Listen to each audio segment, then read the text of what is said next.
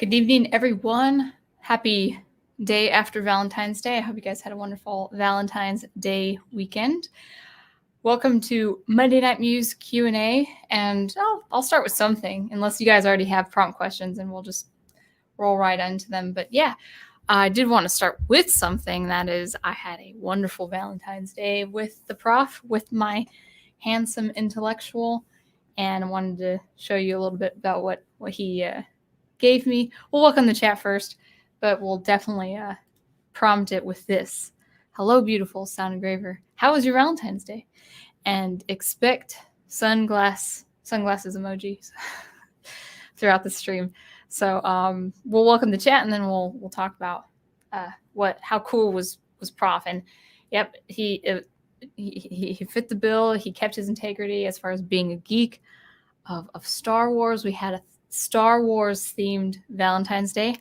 It was awesome, and I'll show you some of the stuff he gave me for this beautiful occasion. We are also welcoming Brian Gilmartin. Hi, Brian. And Matthew Flynn.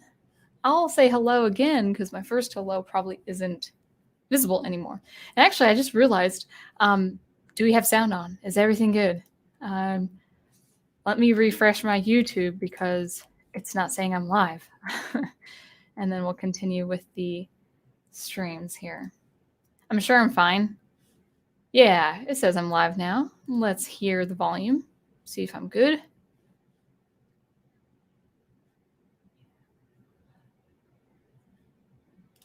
All right, so that was good. I was just listening to how I was sounding, but I think it's good. All right, and Netter's Network, who also posted a very interesting looking video. Wonderful thumbnail too, Netter. I will take a look at that video. I had been teaching up to this point and getting ready for the stream, so I haven't really looked at videos today. But hopefully you and Troy are doing well, and I definitely will take a look at what kind of commentary you have. It's pretty interesting.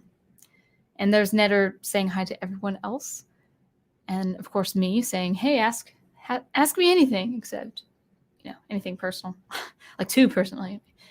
But yeah, it's supposed to be kind of a lighthearted, impromptu discussion. Horizon Talker, also known as Back to the Drawing Board, says hello, the chat. And we've got, I think I saw Big Al. I scrolled too fast and it jumped.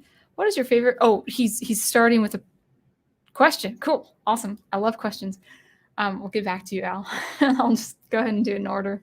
Got Melissa and Sons. Thank you for coming. Melissa, I hope your week and weekend have been well. And Owen Lister calling me Essie. Essie's good. I like Essie. And Sean Barnes. Now, Sean Barnes, I feel like you're a musician, or I feel like you work in something like SuperCollider, but I don't know. Or are you a fellow geek as we are here, most of us? And I see Netter saying, "You sound great." And I think that's everyone.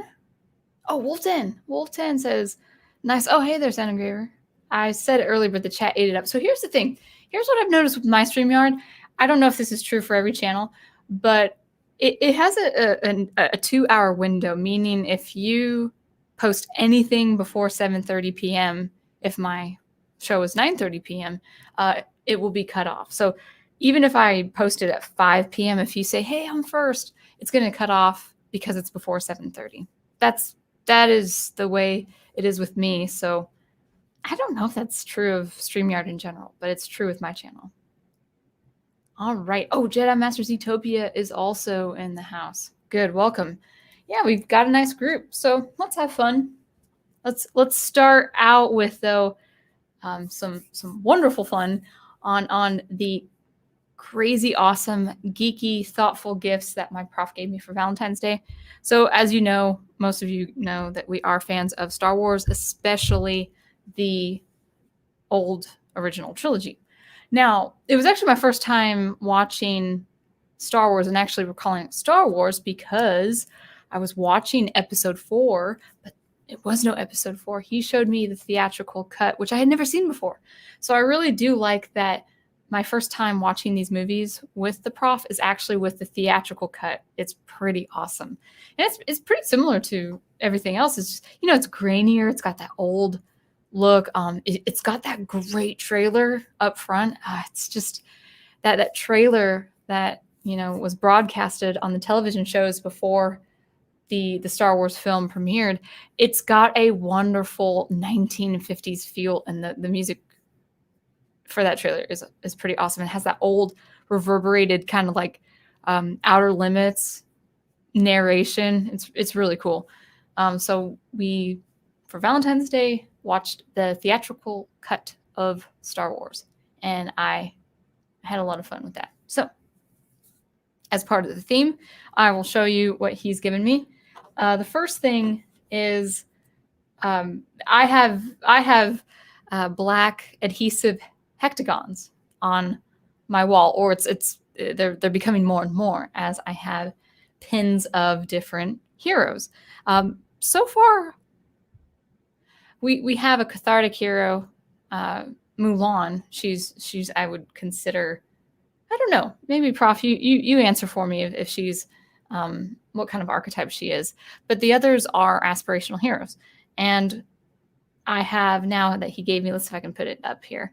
It is the X-Wing pilot Luke Skywalker of A New Hope. Even with the cool yellow glasses, the head is yellow, but it kind of makes it look like the visor is also kind of a yellow. So that is on my wall above the fireplace for the hexagonal adhesive mounts, for my mount of heroes. So that's really cool. And then he got me this card. Like, okay, I was thinking it was a Star Wars card, but it's also quite beautiful. This is the flap with isn't that beautiful art? It's the flap with Han and Leia. It says, "I love you" under Leia, and then "I know" under Han, and got a great picture of Bespin and the Millennium Falcon, or the Cloud City of Bespin, I should say, and the Millennium Falcon. I'm just like, it's just really great art. Millennium Falcon, I meant to say. And then inside, there's a flap for a note, but all a note from him to me, but also more art. And then this time it's, of course, where the Ewoks are, the moon of Endor, I meant to say, and it's Han saying "I love you" and then Leia saying "I know."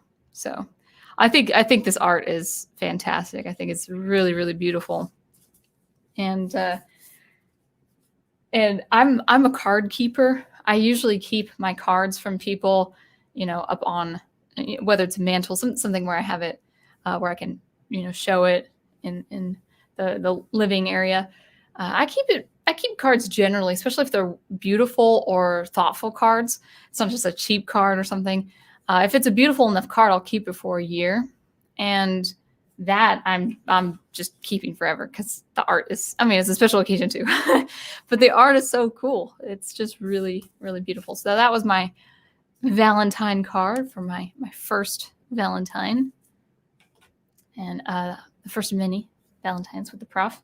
And then finally, so the Prof knows I'm kind of Spartan. Like I like things like few and far between in my living space, not because I've been that way all my life. No, it's evolved over my years as an adult, because I just don't, having moved to 4 or 5 different states, I just don't accrue that much material. I've always been kind of a vagabond. I've always been a migrant, so to speak. So I've never really had any more stuff than I've needed. I've got a card table, a chair, a bed, a couple of lamps, some dishes, but I've never needed living space furniture or even wall pieces. In fact, I thought I was going to live in this apartment for a year, and it's almost 3 years, but I've never put on, I've got just these bare kind of light gray walls in the living room, and there's hardly anything,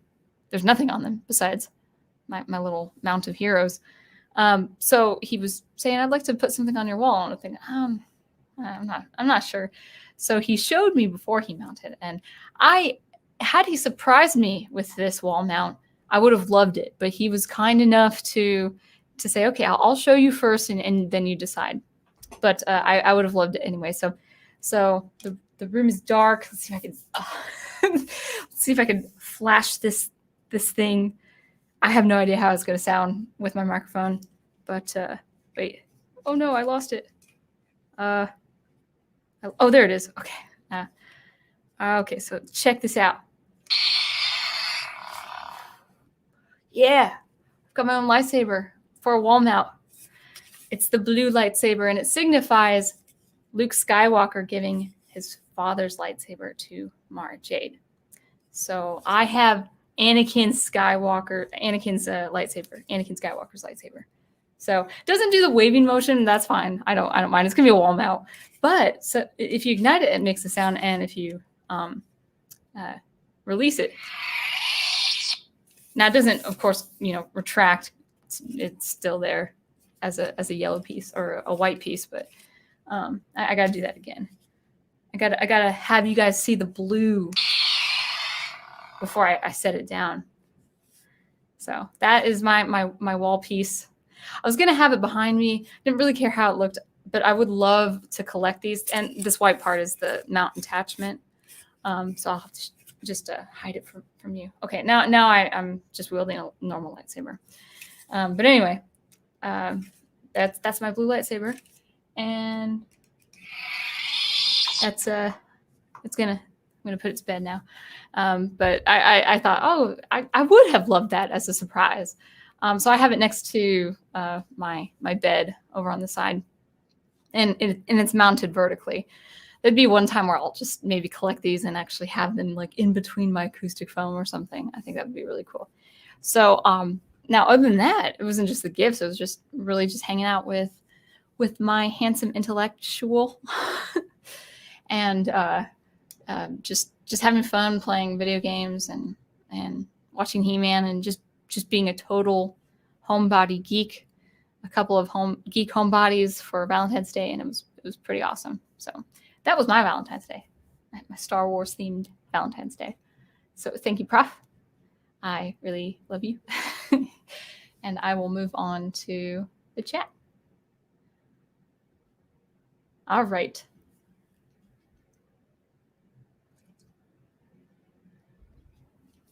So the Prof is going to start with the Q&A. How does evaluating a piece of electronic video game music differ from judging electronic composition on an album? I think this is really a good question, because I'm finding in my recent analyses, my recent evaluations of the Donkey Kong series, the Donkey Kong soundtracks, there is a difference. There is a distinction between composing a standalone electronic piece or a soundtrack for an album, or a standalone single track.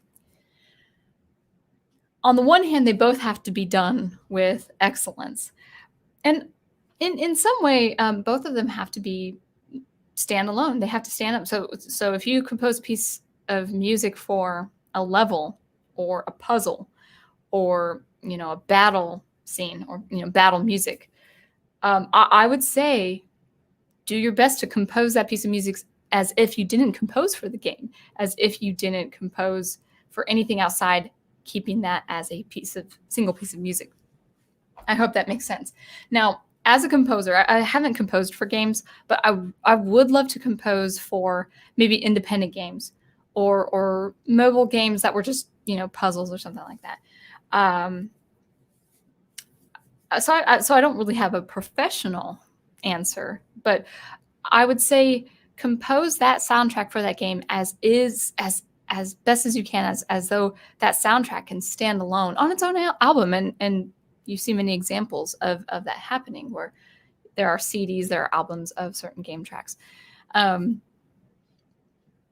But it has to depict the role play. It has to depict that world in the best possible way, meaning you can have a really good piece of music for an area, but it has to depict that action, that setting, that world. it can't just be excellent on its own. It has to be strictly functional. And if it's not strictly functional for that world, for that environment, and for that action scene, it can take away from the gaming experience. And if the music is for the game, like as if it would be music for the film, the game comes first. The film comes first. The music's role is to better that gaming experience. It's to better that experience of seeing that film and being part of that film. So that's not to say you can make it totally functional and maybe subpar as a piece of music. No, the goal is to have a wonderful piece of composition, but excellence is in the function before it's a standalone piece of art when it comes to gaming music. I talked about this on my second part, my part 2 of the Donkey Kong Country music series. I just recently released a video this last Saturday, and it has a couple 3 soundtracks, and the first soundtrack of the 3 is a 73%. It's a great piece of music, but I gave it a 73%. And the reason for that was the instrumentation, while it was a good blend of instruments, it didn't depict that setting.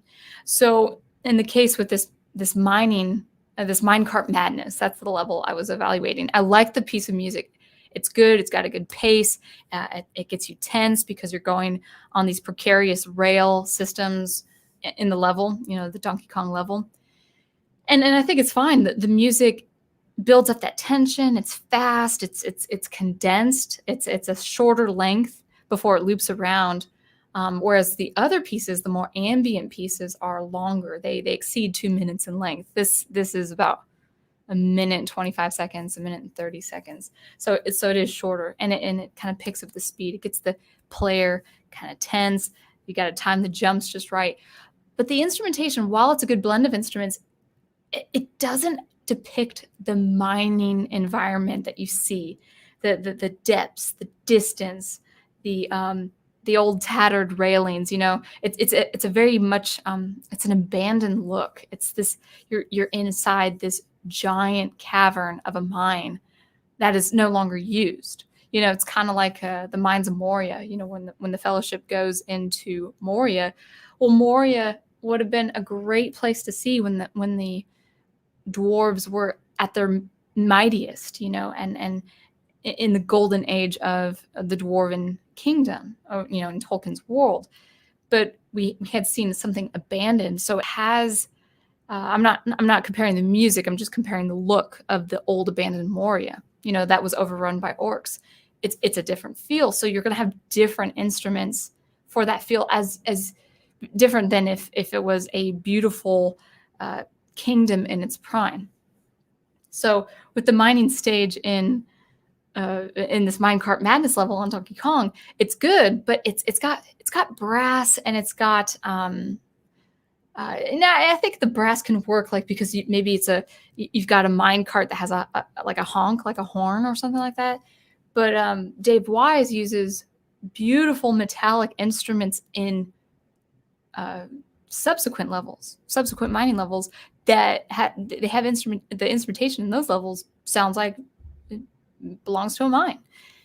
Whereas the chaos of minecart madness and its instrumentation works, but I feel like I can hear that instrument, or I can hear that instrumentation in a different environment, something that is outside the mining environment, something that is different to the mining environment, or different from the mining environment. So all that to say is it has to be functional. The form follows function in gaming music, as it would for film music as well. So I hope that answered your question, Prof. I hope I didn't go too long on that or go on a rant. But we'll repeat that question again. How does evaluating a piece of electronic video game music differ from judging an electronic composition on an album? Because it's original. So if you compose original music outside any other medium, so it's only composed for music's sake, there's a little bit more leniency in the objective excellence, because it's only serving its own function, the function of existing. Whereas if you're serving it as a function for bettering a gaming experience, you're going to have different standards that you otherwise wouldn't have in just a piece on its own. So my album, my upcoming album, might not work for a level, might not be. These tracks probably wouldn't be functional for a level or a game.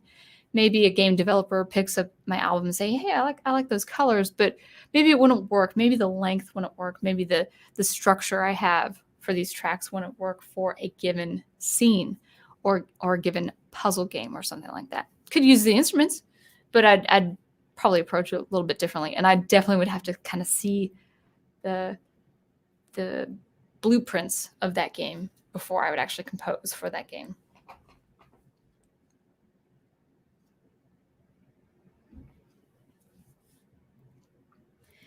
All right.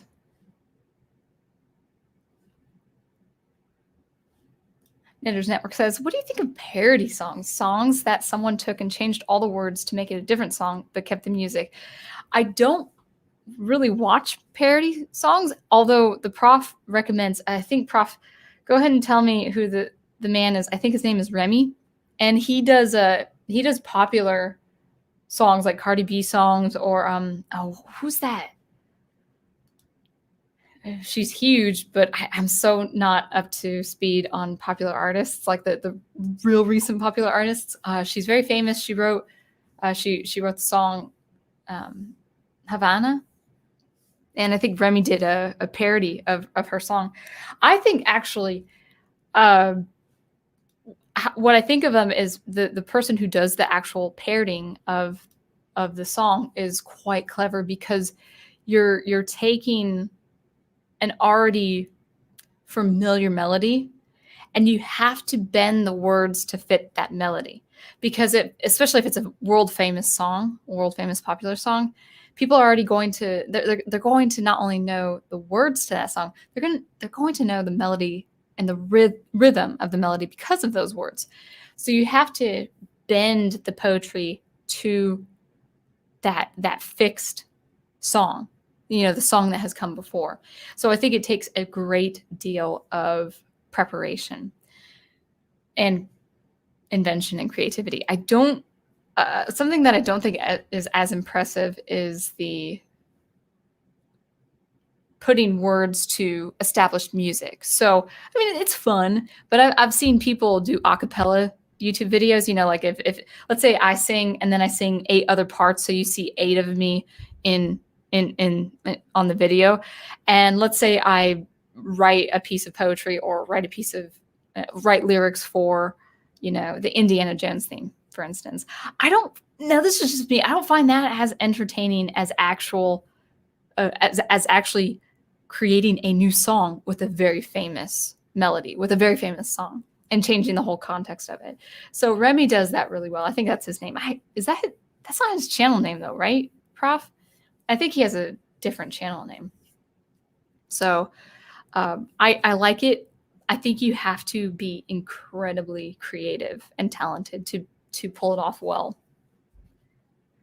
As for me doing it, I'm actually not even a songwriter, so I don't think I could even parody a song that well. Some people are just naturally gifted in that area.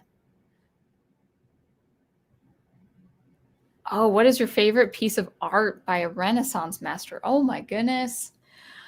It's interesting, Al.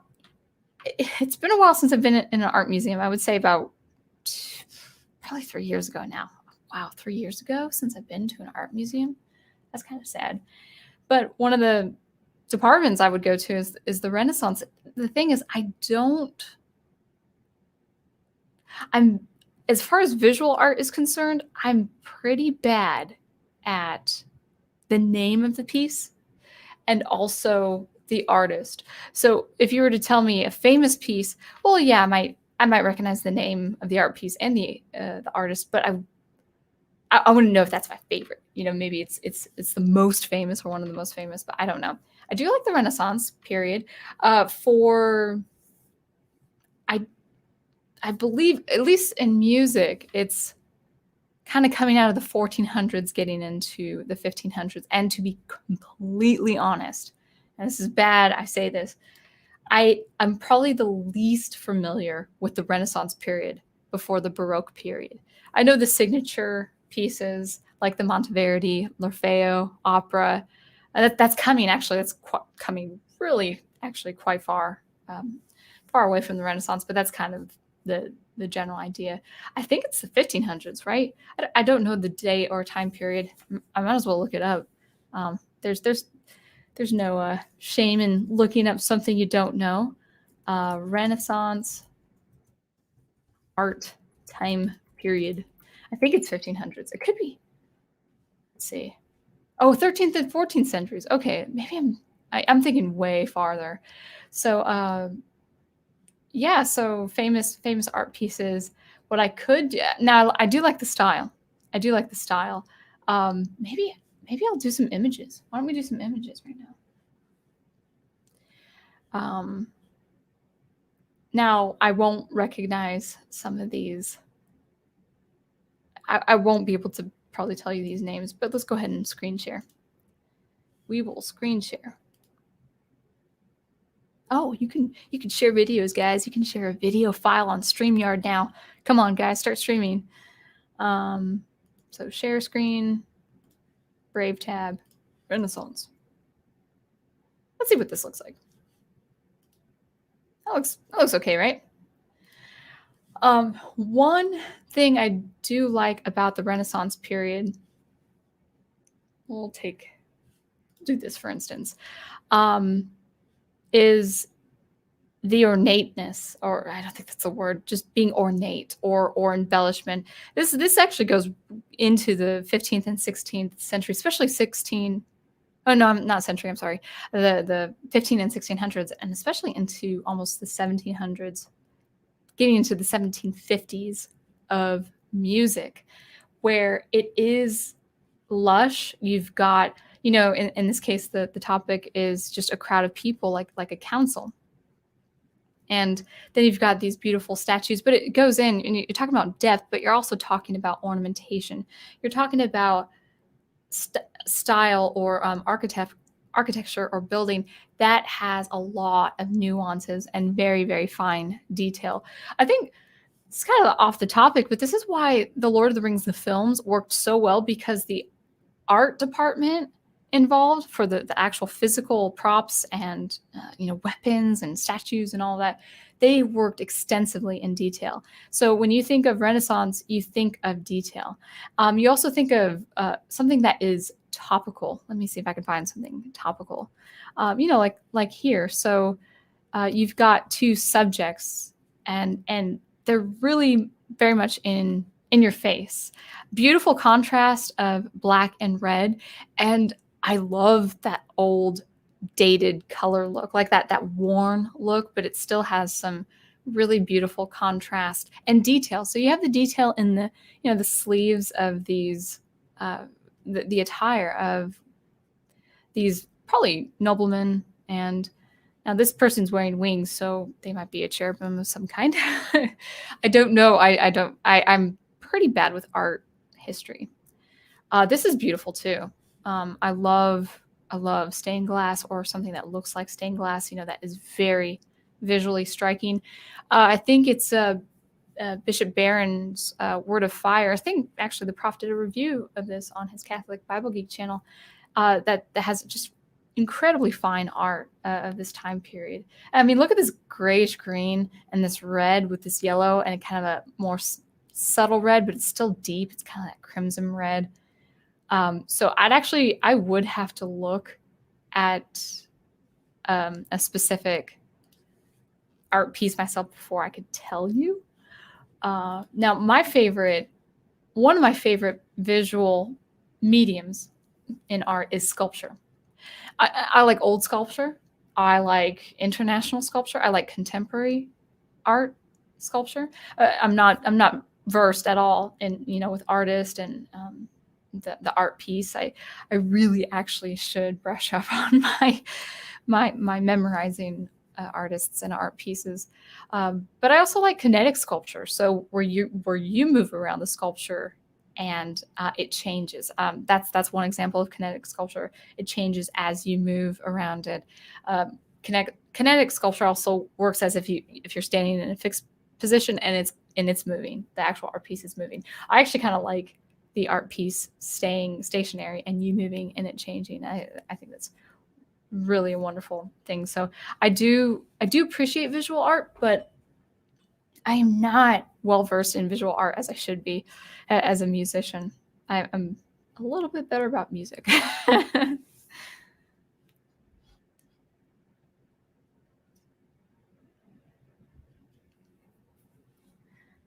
All right. Steak is good. Mom and I had steaks for Valentine's Day.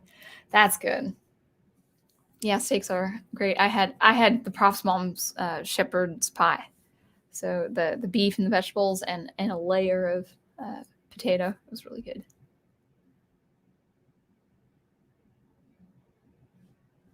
All right, some more chat. And of course, chat jumped. I don't want to miss any question. Wow, good. So we have, oh, you guys are chatting away. Good. I love playing catch up. So let's go ahead and say Wolftan, I think.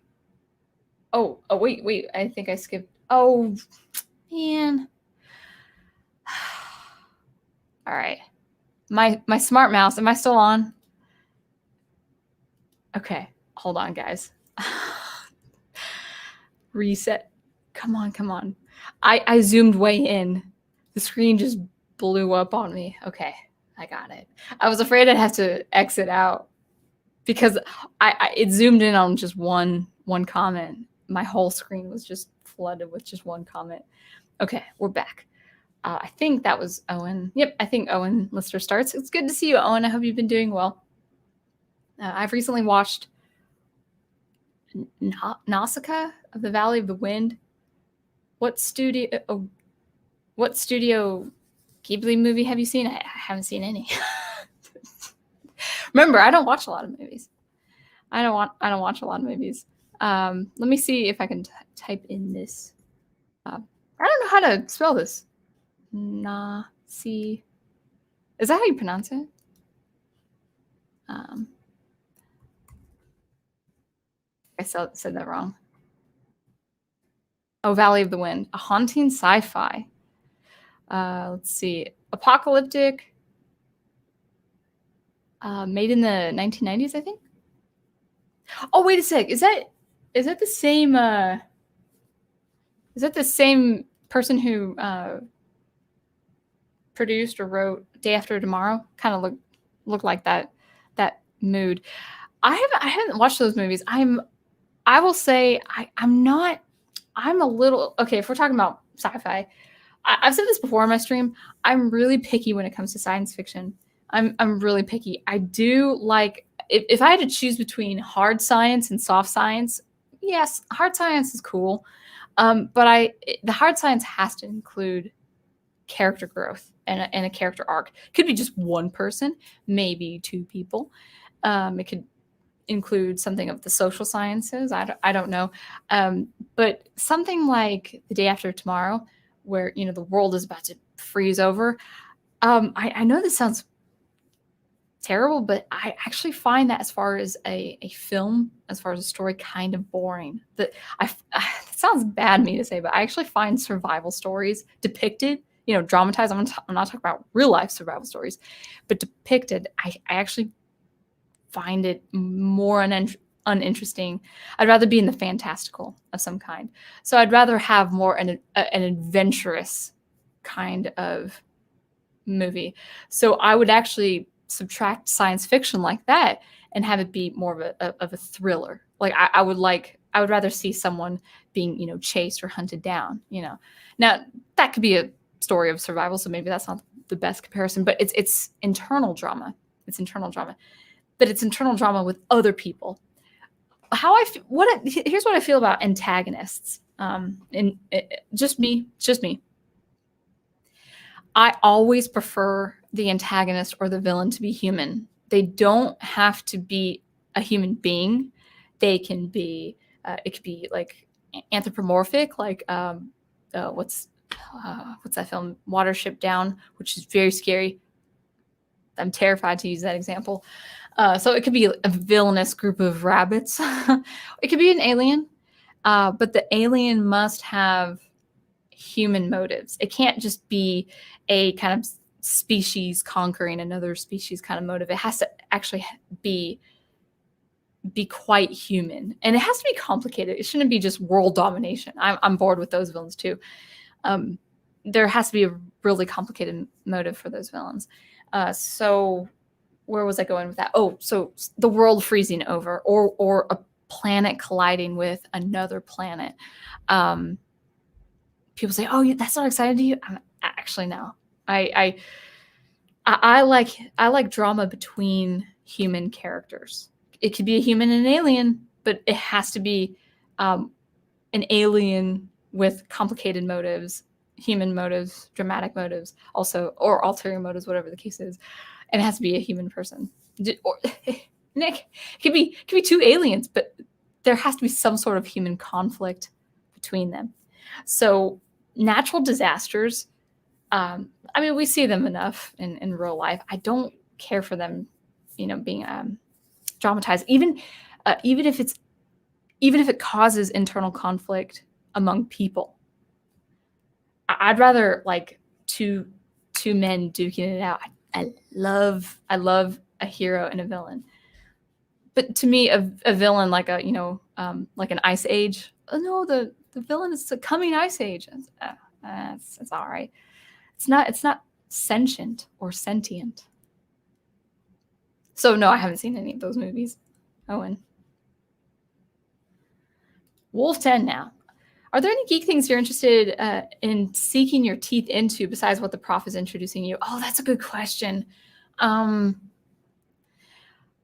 feel like I have an answer on the tip of my tongue, because I would have to think about that, because I'm not thinking about it right now. Well, actually, an answer for you I can think of right off the top of my head is I want to get back into science fiction classics. I don't know when. We're going to finish Chronicles of Narnia, but I think after that, if I have time, I'll probably just go back to the classics, or just try to dig up new science fiction that's good.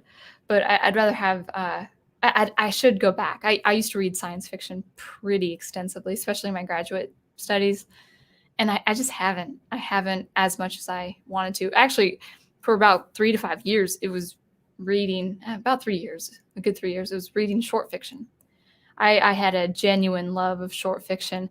The magazines just kind of got worse and worse over time. The writing wasn't that great, and they were having their own agendas, unfortunately, even in the science fiction magazines. So actually, there's one girl, she writes short stories, and she's on the Facebook group, Caroline Furlong, I think she goes by, and that could be her real name. And she has what I'm trying to say, plugs. She plugs one of the science fiction magazines she's either involved with or she reads herself. And actually, I was thinking about trying out that science fiction. I can't remember what it's called. It starts with a C and it ends in the word Nova. But it looked pretty interesting. So I might get into that again and geek out on some newer stuff that's not related to major franchises. And if that doesn't work, I really there are a handful of science fiction books that I just need to read anyway, and I haven't. But please don't ask me which ones those are, because I'm blanking out on many of the titles.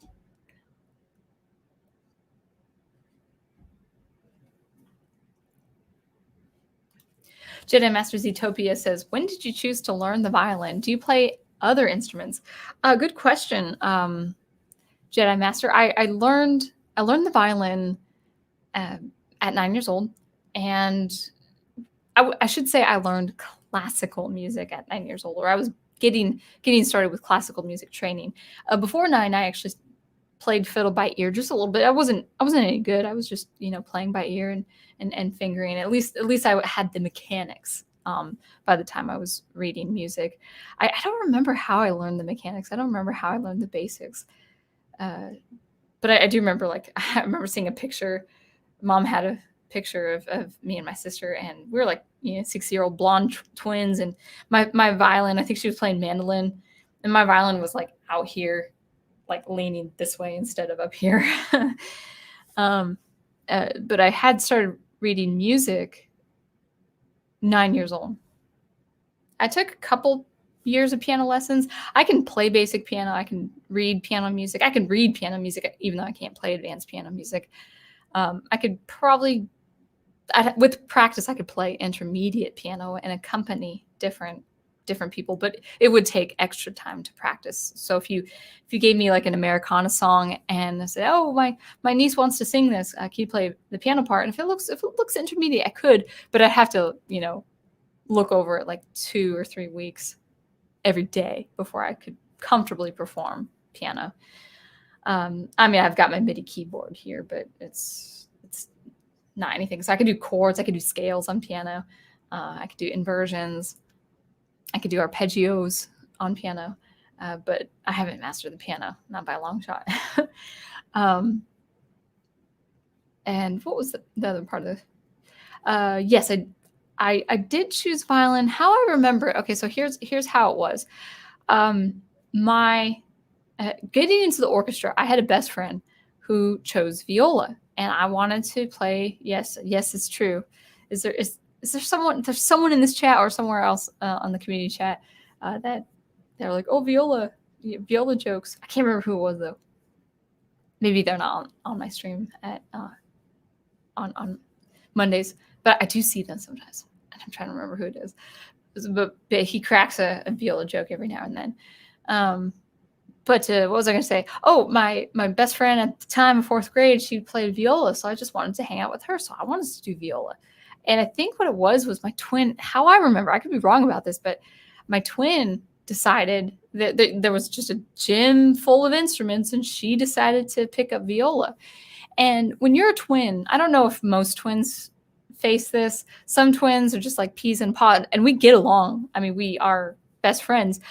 But a lot of twins, okay, at least in my experience being a twin, when you're a kid, you really want to stand out. You want to be your own person, right? And that's natural for any kid. So if you're a twin, you really want, while you have a love and a bond, you also want to be separate. You want to be different. So she picked up viola, and I remember throwing a tangent. I remember saying, "I want to do viola. My best friend's playing viola," and that's how I remember it anyway. I could be wrong, but I chose violin instead, and I liked violin. I was playing fiddle anyway, so I'm like, okay, I'll just stay with violin. She's still in the classroom, even though I can't sit next to her. I'm sitting across the room from her, but no, that's how I play violin. So now it's coming on 25 years this September playing violin. And it's great. It's really nice to, I mean, yeah, you think 25 years, that's a long time, but it really is nice to be a master at something, to have mastery over a skill, especially an artistic skill. It doesn't have to be an artistic skill, but I find it to be I don't take it for granted. Yeah, it was me practicing for 25 years or playing violin for 25 years. But I definitely, I do have a sense of gratitude and appreciation for having come that far and actually being able to play some very advanced stuff, also very beautifully, very skillfully. And yeah, sometimes it takes 25 years, but it happens.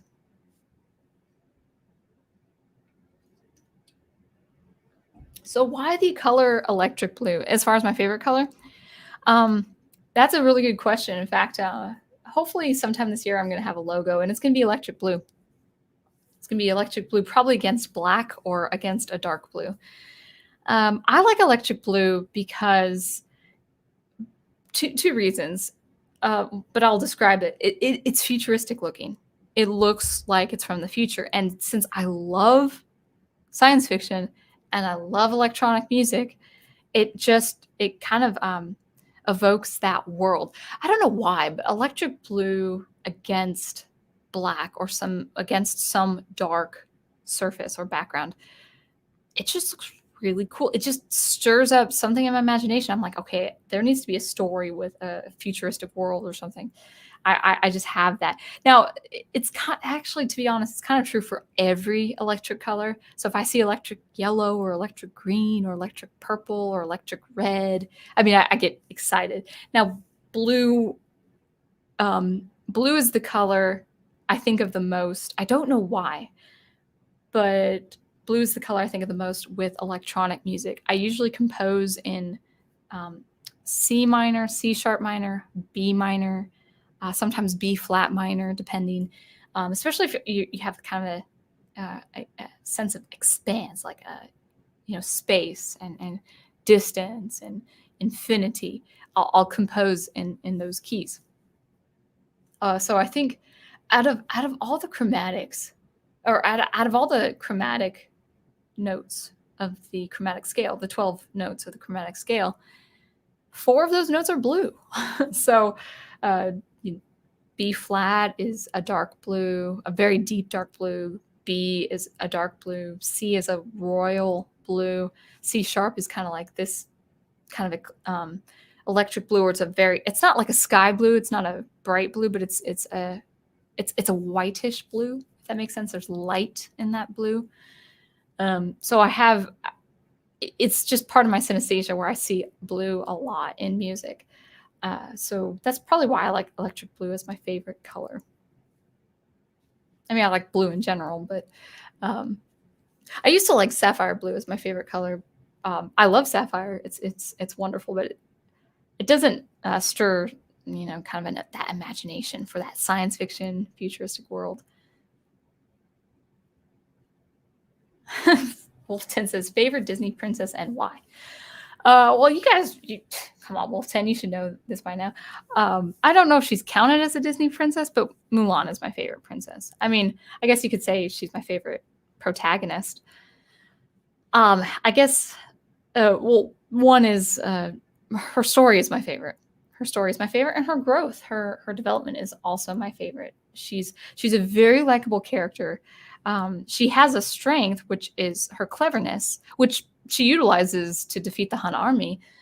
But she also is clumsy and not really, sure of herself.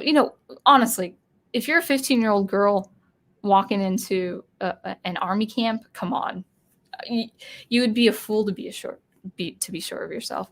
I feel. I remember being a kid. I remember feeling scared for her the most because it's such a tense situation, trying to hide your identity to protect yourself and your father, under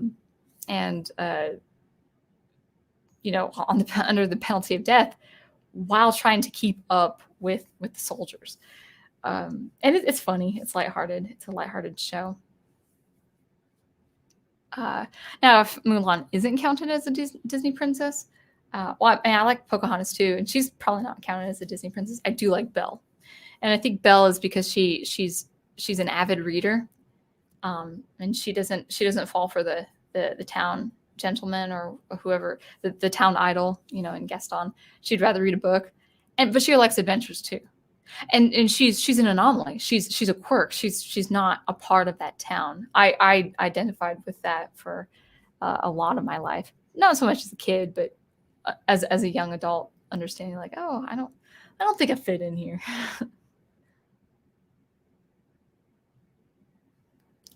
Brian Gilmartin says, "What are there any video games you haven't played but would like to try to? Just got into Ninja Turtles Hyperstone Heist for Genesis yesterday.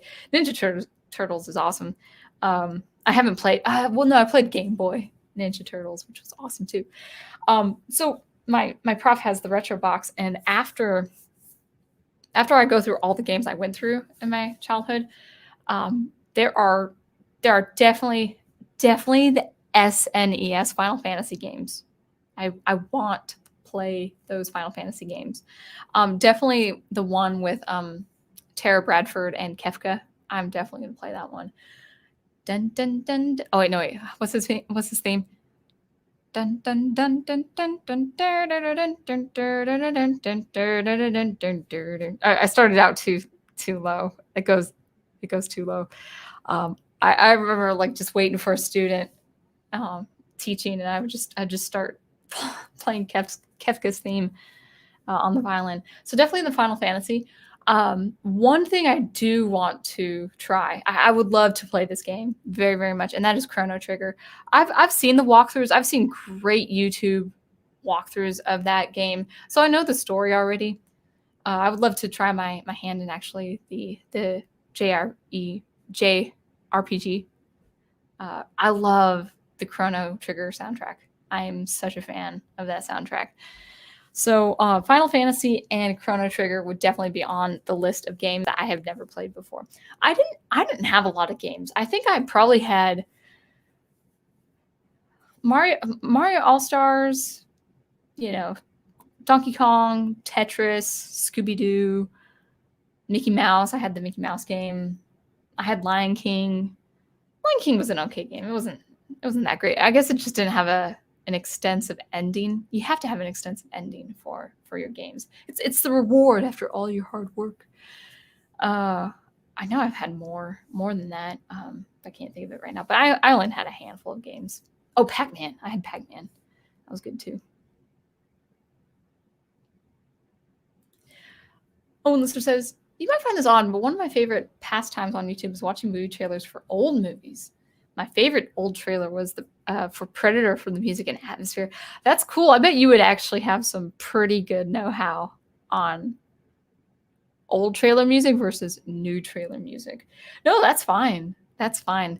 I think that's the beautiful thing about this platform is you can find anything to be entertained by. I personally like commentary myself. I like listening to people talk. That's not to say though, if I started listening to old trailers, I could easily lose, get lost for, half an hour, 45 minutes, just, going back to old trailers and listening to the music.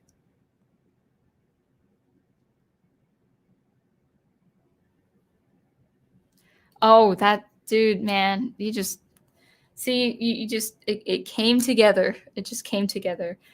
If Professor Geek is your Han, does that make me your Chewie? Yes, of course you're Chewie.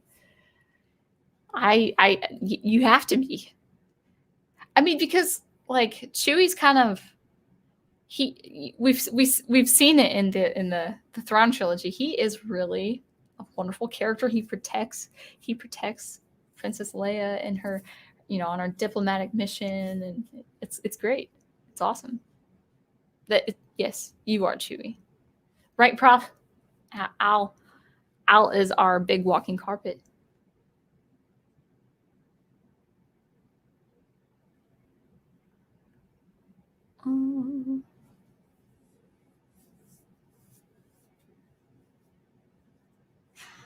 Oh yeah. Actually, I forgot. So we also had a lunch. I don't have a picture of it, but Prof made me lunch, and it consisted of peanut butter bread, but it was peanut butter bread with like a strip of chocolate and marshmallows for Chewie's for the Wookiee sandwich, peanut butter chocolate marshmallows, and then TIE fighters that were octagonal wheat thins, I think, with a piece of cheese in the middle, and then apple slices with kind of this coconut cinnamon icing on for Princess Leia's hair. So even the lunch was themed Star Wars. Yeah.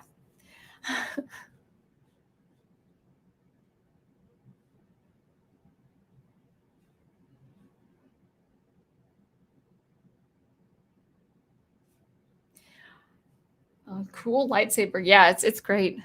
I think actually it turns off after a time because I remember turning it on today, leaving the room for some time, for about probably 15, 20 minutes. I think it turned off by itself.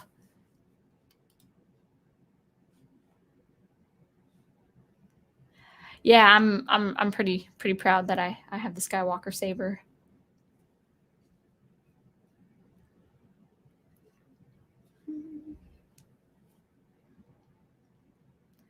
All right. Simon Proctor says, I grew up with the red Qui-Gon lightsaber. He has red that had plastic retractable segments. Yeah, I remember that too. I do remember that, but it didn't glow. Red? Red? Doesn't he have green? Qui-Gon? Brian Gilmartin says, I would have liked the green lightsaber. Like Zero from Mega Man X. Yeah, Mega Man actually would probably be another game I would try. There are a lot of games. Like if something happened where I was under, when I was put on house arrest for the rest of my life, really, I would need only that.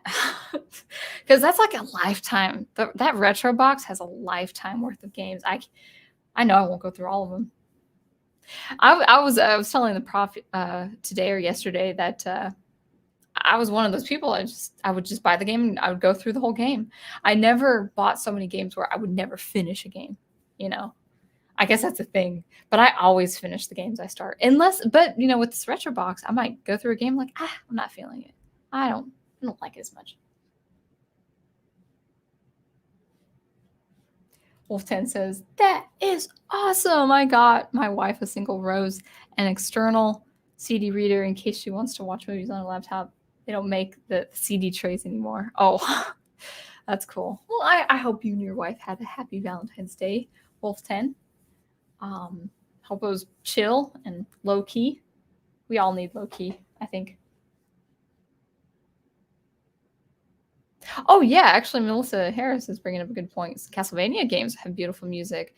I think so. The soundtrack series that I'm doing will be SNES, but I probably will include Castlevania. I mean, okay, to be honest, guys, I gotta say, it really depends on how many views these videos get because they eat up. I love them. I love doing them, but they eat up so much of my time to record and edit and put the music behind it. I love it. But if it doesn't really pick up after my Donkey Kong series, I'd probably just stick with the games that I definitely would like to try and talk about, and then work from there. Or make them short, maybe make them shorter. Or maybe just do live commentary on them. I don't know.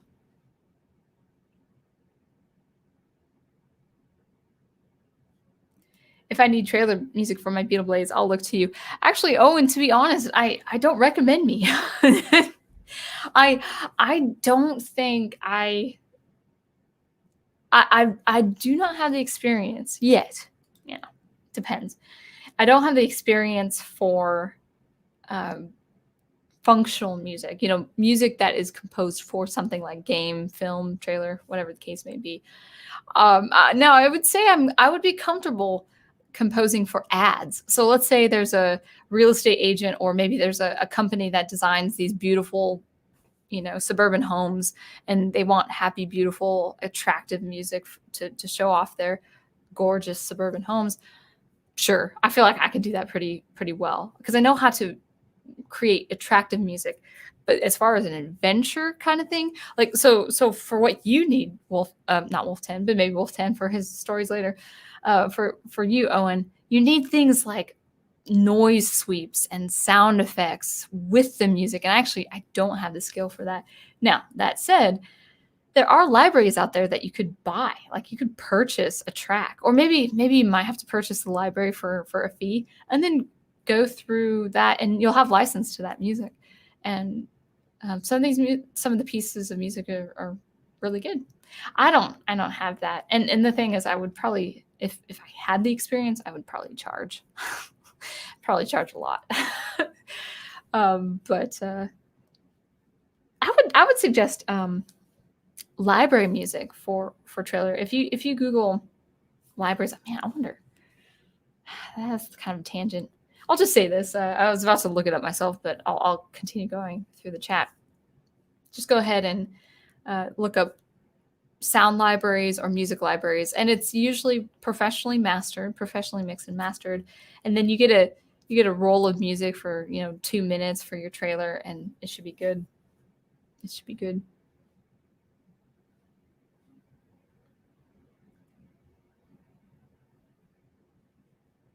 Oh, and Lister says a lot of Nintendo games do have Very memorable themes.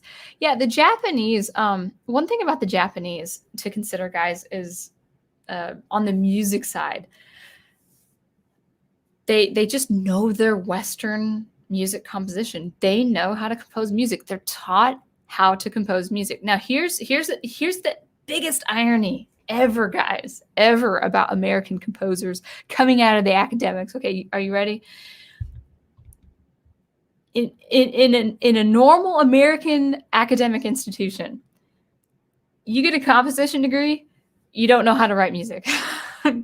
I'm sorry, guys. Sorry, composition majors. I was a composition major. I was a composition major for like 8 to 10 years. They don't teach you how to write music.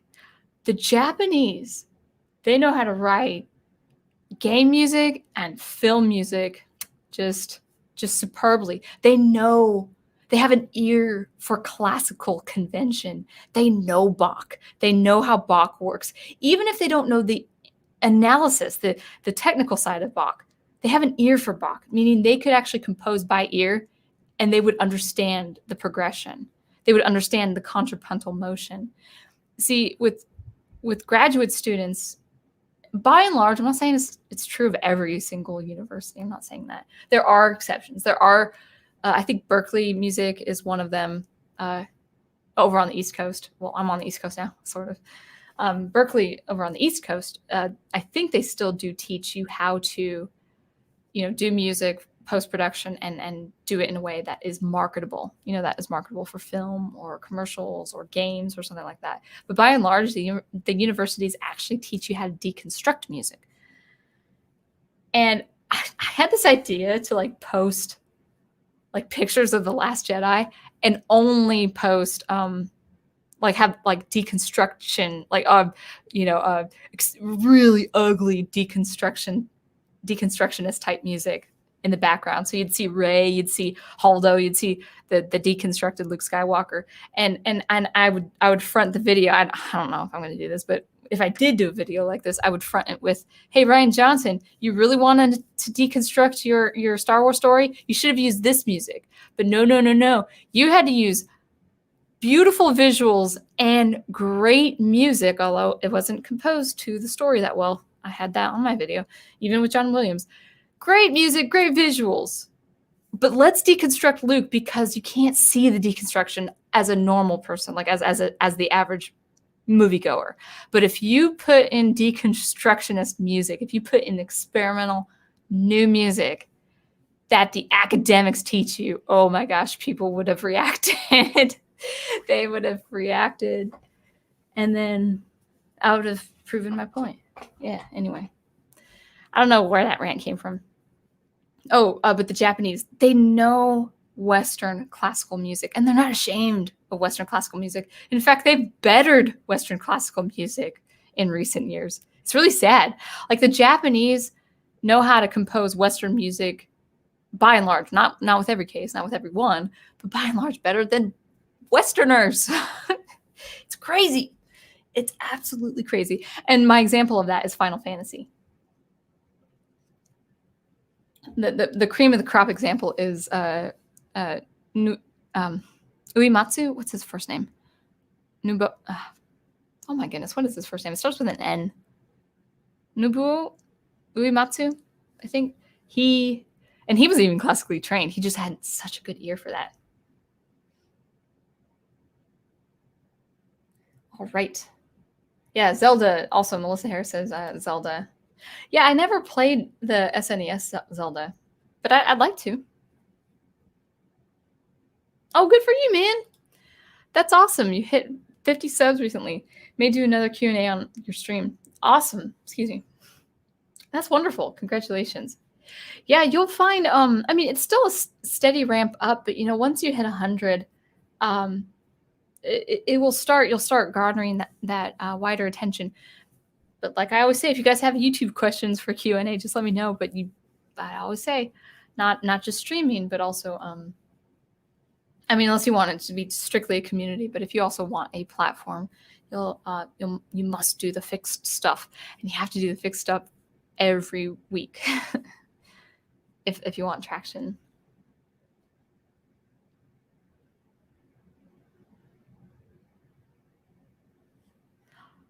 see. I had fun hosting this is Matthew Flynn. I had fun hosting my first stream with Troy. I'm interested to know how he thinks I did as a host. I haven't been able to actually listen to a lot of YouTube content this last week. I'll definitely listen. One thing too, though, you'll know the people you want to ask the most is people who are interested in your topic. So I think your last topic was Transformers or Doctor Who, and it's kind of sad. I don't know anything about those franchises, so I'll listen as far as technical things or how you speak. But I had heard you on a stream before, and you definitely know how to present yourself. You have a nice voice. I don't know why. I honestly don't know why. But Americans have a thing for the British accent. I don't know why. So you already have an advantage, actually. I think, Matthew Flynn, for having a British accent. I think it's the way. I've talked about this with a few people.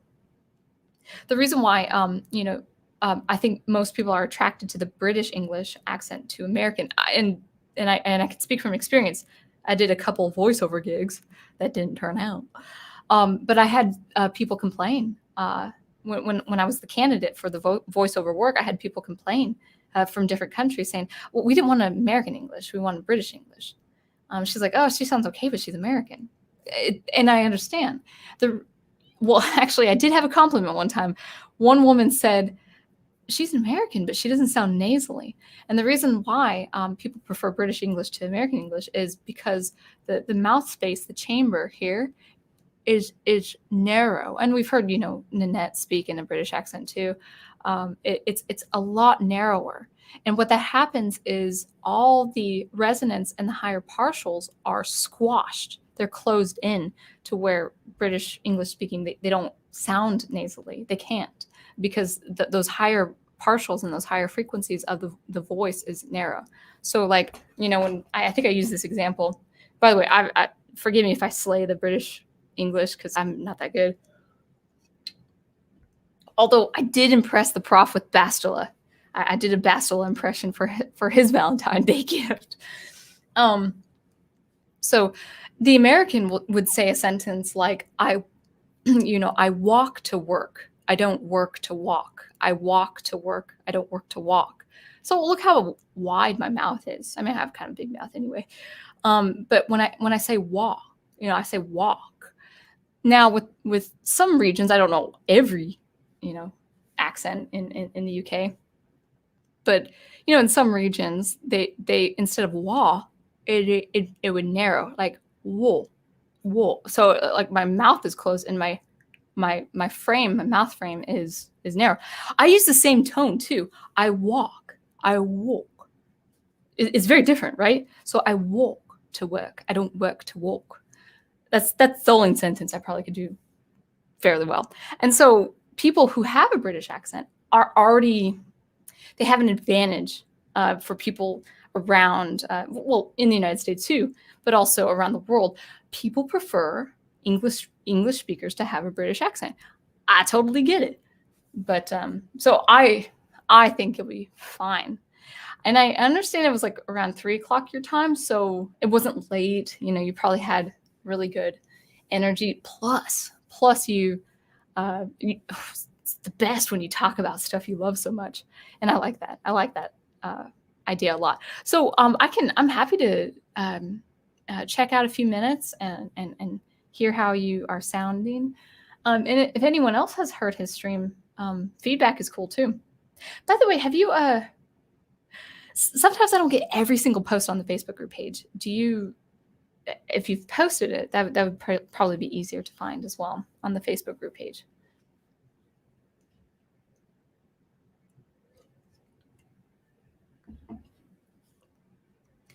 Let's see. Owen Lister says, let me check the time. 9:51, and it's 10:39 right now. Would you make an electronic piece like you're composing for a low-budget 80s action movie? Probably not as far as low-budget 80s, only because I don't have much knowledge about that. However, I would do things like retro wave. I would do things like chiptune, chiptune music, I would do things like synthwave or that kind of 80s aesthetic that we sort of know that might not be true. So I would do things like electronic, synthwave, retrowave, maybe game chiptune. I would love to try my hand. I don't have the experience or the instruments. I don't have the software for this yet, but I'd love to do uplifting trance.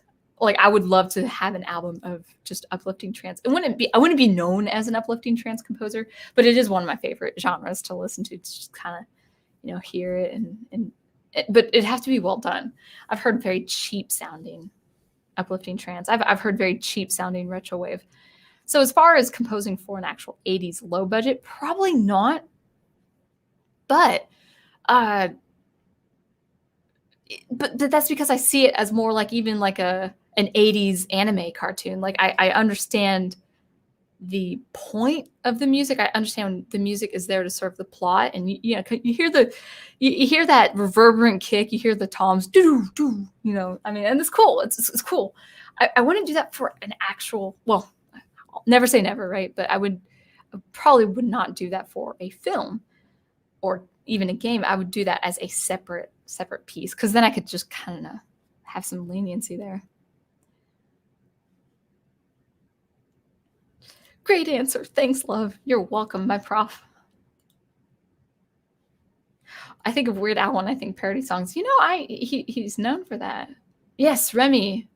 And Reason TV. I knew his channel name was different. Yeah. So he, I don't really know much about Weird Al. I know that's really sad. He's been around for a long time, but I haven't heard anything to make a comment on that. Horizon Talker says, do you watch songs rendered in different genres? For example, a country song sung in a style of metal or classic rock and medieval instrumentation. 10-second songs does it quite well. You recommended that, and I haven't heard it. Yes, but it would require a couple things. So the first thing is, if you're taking a song, let's say you're taking a progressive rock song and you want to put it into bluegrass. The first thing is, you really, as part of a parody, I guess we'll use that term loosely. You have to keep the integrity of the song first, meaning you have to keep the integrity of its excellence, of its structure, and of its meaning. You can put the meaning in different contexts, of course. That's part of the exercise and part of the fun, but it can't be something subpar. If the song itself is not subpar, if it's not mediocre, if it's done well, then it is the person's responsibility to do it well in the medium of bluegrass. That's the first thing. I can't remember the second thing. No, that kind of was linking into the second thing. The second thing is if it is done, you keep the integrity, but you also keep it done excellence in that second medium. It's parodying. So I'll give you an example, and I think some of you guys don't hate me for saying this. I know some of you guys listen, because I've seen this channel posted on the Prof Facebook group page. I think his name is Samuel Kim, and he'll do like these epic cinematic interpretations of very famous cinematic themes. He's done Game of Thrones for medieval, which actually works. It really works well.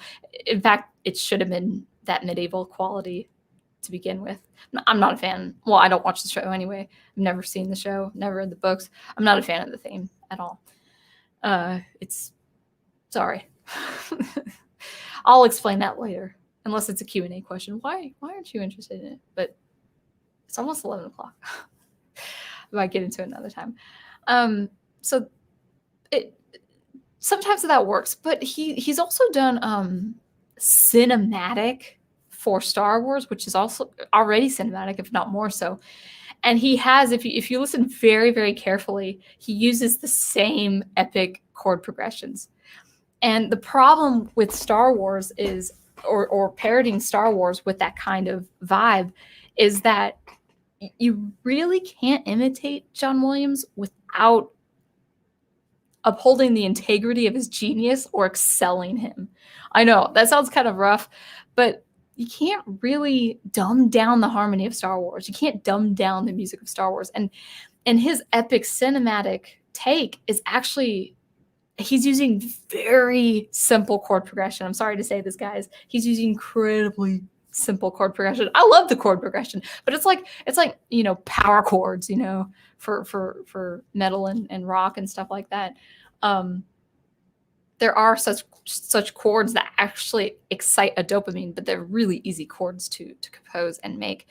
And with John Williams, especially with Star Wars, yeah, I understand the harmonic progression and especially the melody. I know the melodies of all his themes, but he uses very complicated musical structure and textures that I think actually, he just recently celebrated his 89th birthday. I think upon the passing of John Williams, we will never hear movie music like him again. People say he's a genius. That is one thing. My chair keeps sinking. He is a musical genius, but it's more. He took from the greats. He took from Wagner. He took from Stravinsky. He took from all these different people, Debussy. He took from the masters of the past, and he's going to become a master of the past because of it. He took from the past. You don't deconstruct the past, guys. You got to take from the past and put your modern spin on it, but you can't deconstruct it. He is a genius, but he also took from the greats previously. The Russians, the French, the English, the Italian. He took from the operatic. He took from the German composers. I mean, just all this stuff. And when he goes, if people, I don't think people understand that they cannot recreate that magic that he's created for the film score if they do not follow his lead, if they do not follow and study him and study what he's done. If they don't follow him, film scores will never ever be the same. So why I bring up Samuel Kim, I think that's his YouTube channel name, is it's great. It's wonderfully mastered. It's beautiful sound quality and production.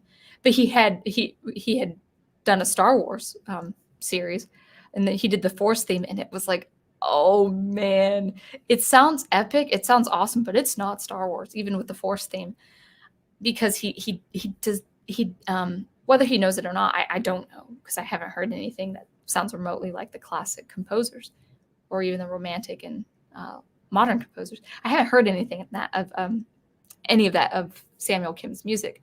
I only hear epic cinematic stuff. And I would say, what was your question? I went on a rant. What do you think of songs rendered in different genres?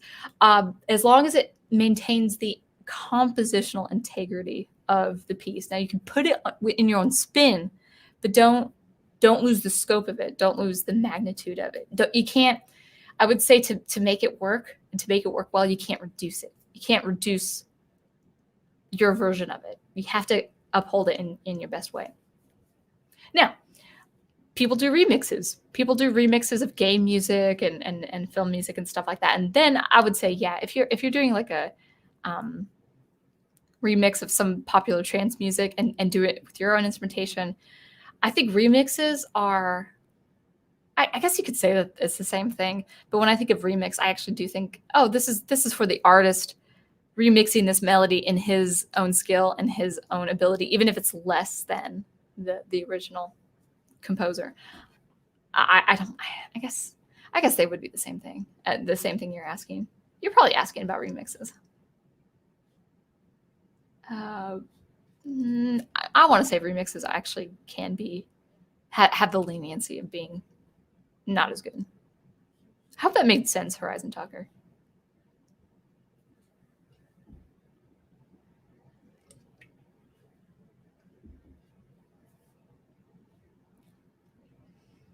All right.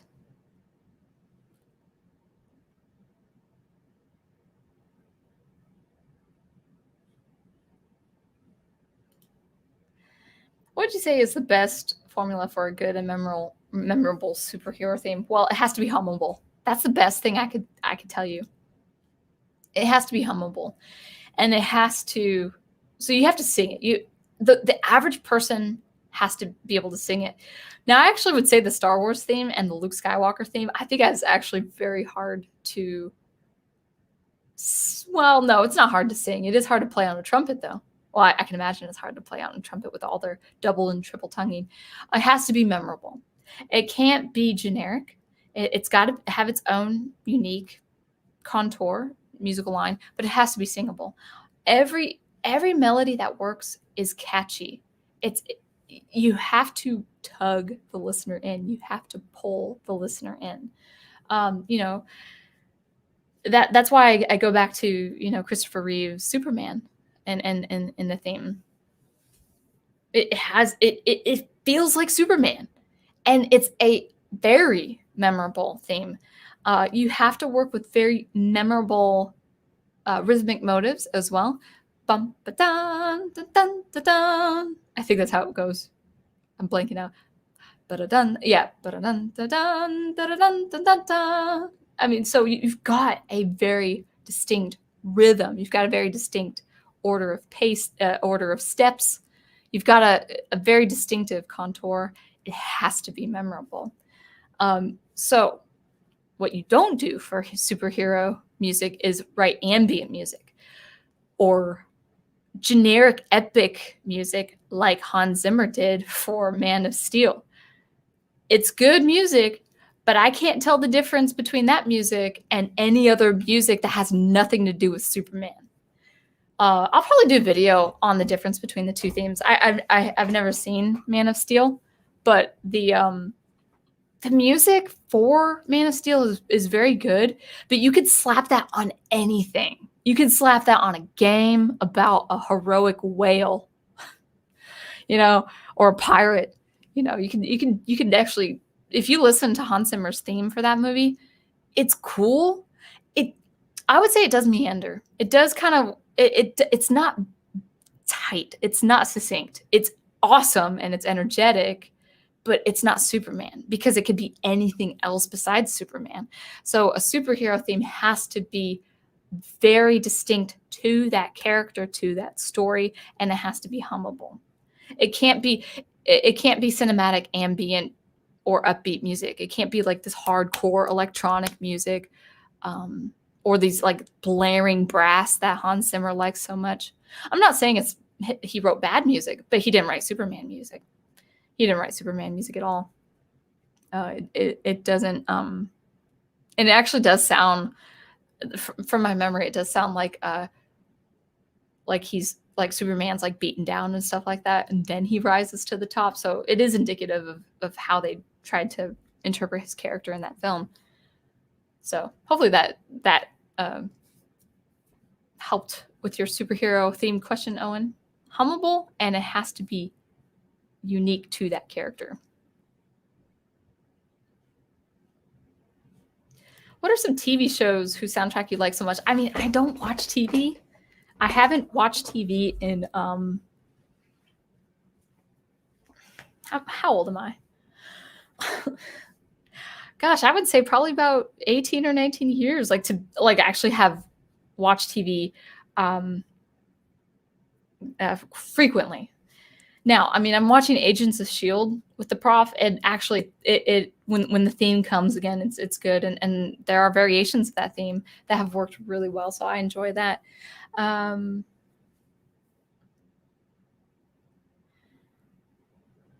Something that works for a television show is something that can also be timeless. So I'll use the example. I've probably said this on my stream before, but one of the best intro themes ever, and I mean ever, ever, much better, superior to Game of Thrones, is DuckTales.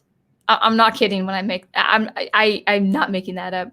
DuckTales in the, gosh, was that the 90s? Late 80s? I can't remember. I mean, I watched it as a kid. It is the catchiest song that has ever existed. Okay, when I say that, I mean more like maybe Western music. I can't speak for television shows made made in other countries, but there's something about the DuckTales intro theme song that just works. You know, we'll compare kids' cartoons. Chippendale Rescue Rangers, Tailspin. They're great shows, but and their songs aren't bad. But oh man, they did not get to the level of the DuckTales theme song. And I'm talking about the old DuckTales. I'm going to talk about anything new. I don't know who the composer is. I did know his name at one point. But I think there was, I remember seeing a video about him he just wrote that thing in 45 minutes. That's a master composer. So soundtracks for TV shows, I think more of like introduction music, also credit music. But, you know, Agents of S.H.I.E.L.D. has a theme. It has the theme for the team, the team that work for S.H.I.E.L.D., but they're kind of like doing their own thing too because of Agent Phil Coulson. So yeah, Coulson's theme, the theme for his team, it works really well. I'm trying to think.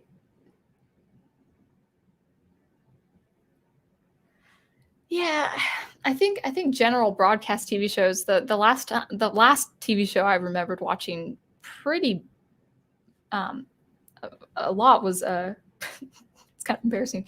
It's cute, it's quirky. It's not. I don't think it's that well written now that I think about it. But I watched for a few seasons ABC's Castle with Nathan Fillion and what was her? Oh, I liked her. I like the look of her. She's really cool. Stana Katic, I think is her name. Is that how you pronounce her name? She's cool. Like, as far as feminine, I like it. Her voice is deep. She looks great. I understand she's the voice of the new Wonder Woman animated. I didn't like the style of that animation. It doesn't look right, at least to me. But anyway, and that might be something that Fan Man or Prof will talk about anyway. The new animated World War II setting, Wonder Woman. But anyway, there was just a little theme. Da, da, da, da, da, da. I mean, it's just not. It's not that meaningful. It's forgettable. That's the problem. It is forgettable. I think TV producers and writers and not composers, but I don't think composers are given as much creative lenience as they should. I think composers for television shows. I'm not talking about action scenes either, like good action. You know, a lot of action scenes they have really good music. But I'm talking about themes, like actual memorable themes. Side note: if you ever watch a Bad Batch 2, but also the Siege of Mandalore, the action scenes sounds like some ABC crime show. I mean, I'm not saying that the composition isn't good, but it's got like that kind of like the rhythmic pulse, you know, for like suspense, like you're in a hallway or you're in a tunnel. I'm like, did I just am I coming on a crime scene, or should I be in Star Wars? Oh no, it jumped down again. Oh, I see. Okay, this is jumping down. I'm going to go back up. But yes, Nobuo Uematsu. Yeah. Yeah, I don't think he was classically trained, but he sure had the ear for that. So, which tells me he listened to a lot of classical music, at least. Man, I gotta stop talking so long on one question because you guys have a lot of questions. This is great. Do you guys like Q&A? Because I'm going to be really busy in the month of March with my teaching and my project, so we might just do Q&A streams. Oh, where am I? I think I was before 10 o'clock. Oh my goodness. And I can't go back up. Okay. All right. One listener says, my favorite type of architecture is Art Deco. I like a lot of different kinds of architecture. But again, I'm not that well versed in the styles and the genres and the time periods. Oh, Big Al says, my faves are Michelangelo's Sistine Chapel. Yes, actually, I probably should have said that because I really do like the Sistine Chapel. And Botticelli's The Birth of Venus. Yeah, those are good. Thank you. Thank you for recommending those.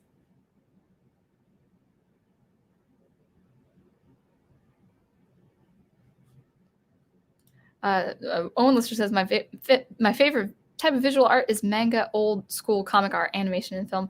Yeah, when I said art, visual art, I mean actually the medium. So you like drawing and sketches and film. Yeah. Okay, I'm gonna crawl down the chat slowly so it doesn't jump.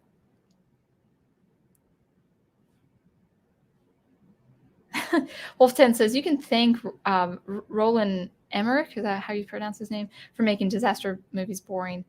Well, I mean, even if it's not the filmmaker's fault, I find the topic boring. But the thing is, Luke Skywalker and Darth Vader. I love two opposing forces, but I love them as human characters. Again, they don't have to be human beings, but they have to have human conflict. And I love opposites. So, we love Batman and Joker, we love that kind. Oops. Yeah.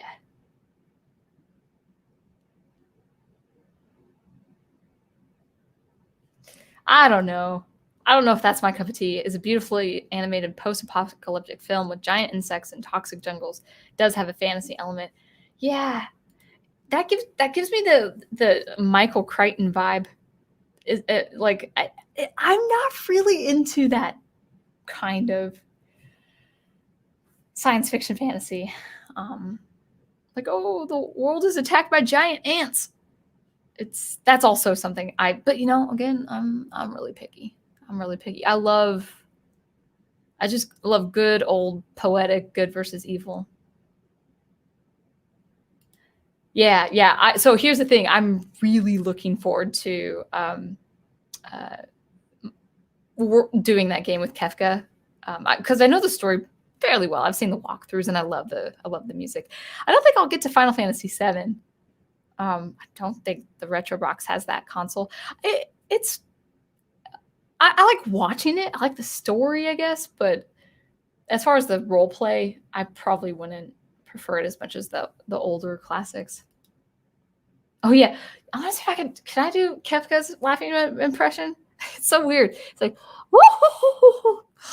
It's just weird. Yeah, he's like this. He's like this demented gesture who becomes who becomes all powerful, like a god, but also nihilistic.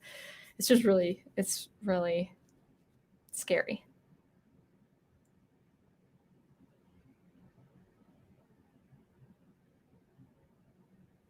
Oh, one listener says, I'm a simple man. I just like seeing villains be evil and having fun with it. Give me a villain with personality, not sympathy. Yeah. I think for sympathy, I mean, right now, my villain that I'm working on is very odious and what they are about to do. But the motive, the thing is, like, the motive can be sympathetic. The motive is sympathetic. It's that the villain's not a sympathetic villain in that, oh, come back to the light or something like that. It might be, I don't know, depending on how the story progresses, but the motive is like, oh man, I do understand. I'm not justifying those actions, but I guess. But yeah, I kind of just miss the elemental. I mean, not personally, like I wouldn't want it in my personal life, but yeah, we got to bring back the elemental. I do actually.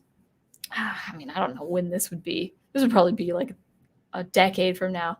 After I finish my space opera, I do have in mind to work on a couple standalone novels. And I do have a very evil villain, but also an elemental villain.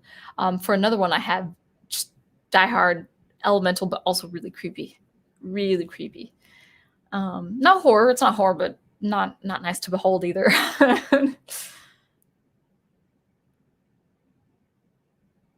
Wolf10, Prof is not a wimp. He is my knight. So I don't appreciate you reducing him to a wimp when it comes to horror. Any horror you're particularly adverse to?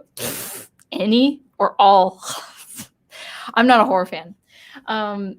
And the reason for that is, like, I can understand Fan Man's love of horror. He loves the visceral of horror.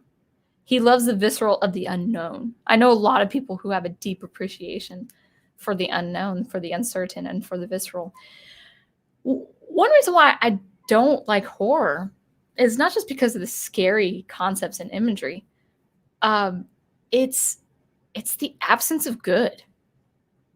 Meaning, horror usually, if I'm not mistaken, like at least the main popular movies, they end up tragic or really scary, like involving the spiritual stuff, not happy, and people don't really write horror or make horror that involves that, like a happy or hope. Like it's usually, from the little I know of it, it usually is devoid of hope. I remember a time some years back where I would just read Wikipedia synopses of horror films, and I would just have like this pit in my gut, just like, doesn't feel good.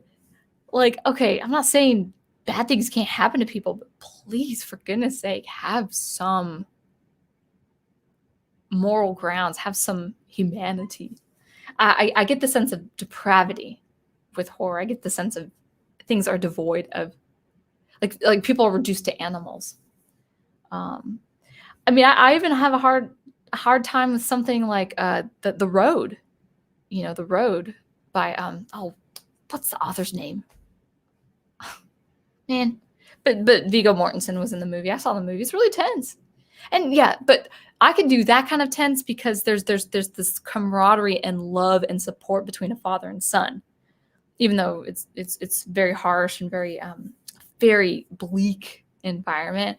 I could do that to an extent because there's a love and support between a father and son. But I know I'm right there with the prof. I don't do any horror at all. And I don't even do adventure horror, like some of the, like, I know there's a lot of really perturbed, messed up anime movies out there. It's like, what? That's so wild. That's so trippy. No, I need, like, if there's something worth fighting for, it's good. There's good in this world, Mr. Frodo. It's worth fighting for, So, I mean, I don't mind death, and I don't mind battle, and I don't mind blood and stuff, but it's gotta be the cause has to be upholding the good of some kind. Yes, thank you, Horizon Talker. Caroline's magazine is called Cersova. Is that how you say it? I hope I pronounced that right.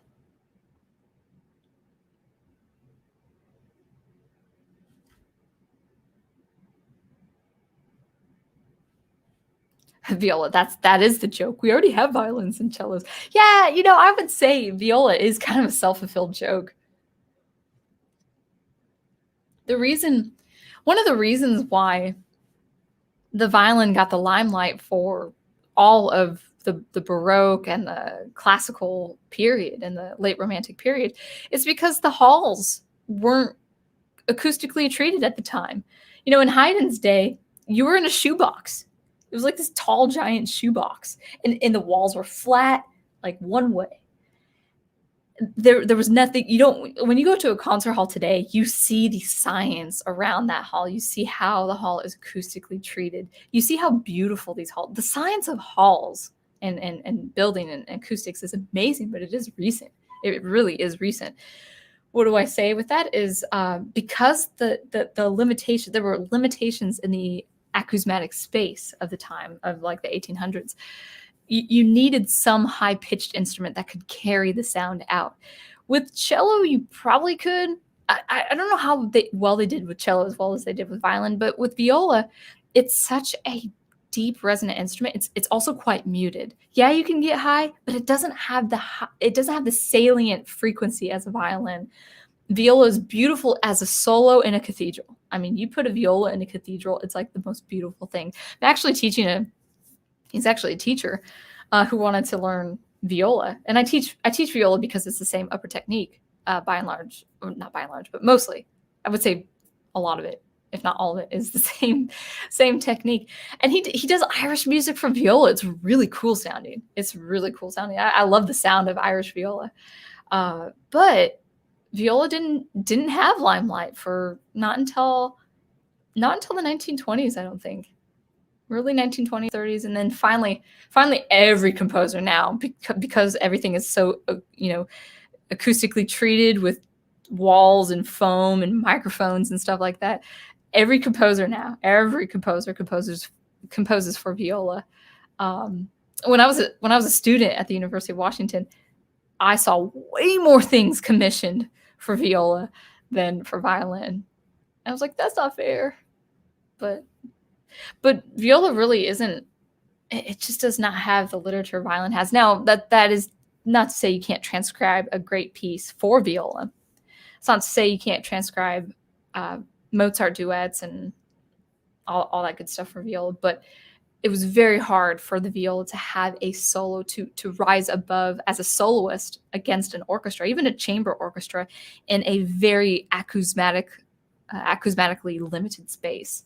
So they are kind of a joke, but I like them. I'm not, I'm not partial to violas, but I'm not against them either. It's 11:11, guys. Wow, I'm like an hour behind chat.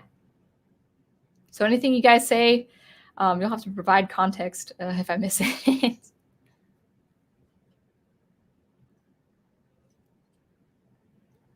Oh, Wolfton says, me and Leia Plus Size are having an upcoming stream about body positivity and the harmful propaganda. Thank you for bringing up that subject. Will you attend? Rhetorical. Well, it is kind of rhetorical because I now teach straight, like no break, from 2 to 8 on Thursdays. So sorry. I'm sorry. I'm glad you're talking about that though. That's a very interesting topic. Yeah.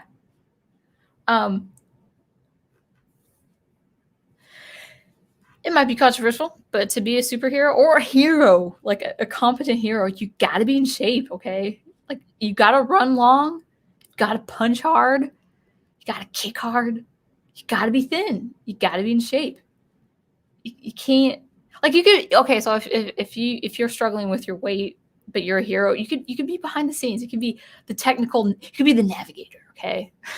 You could be the navigator of a spaceship. Like if you're not doing the front work stuff. But yeah, like if you, I don't understand why people think, oh, I can make a hero with doing hand-to-hand combat and think they can like get away with putting what they put out. No. I've been like this as a kid. I know this is a little personal, but I've been like this since I was a kid, and I actually struggled. I was 50 pounds overweight for a number of years. But I still appreciated this.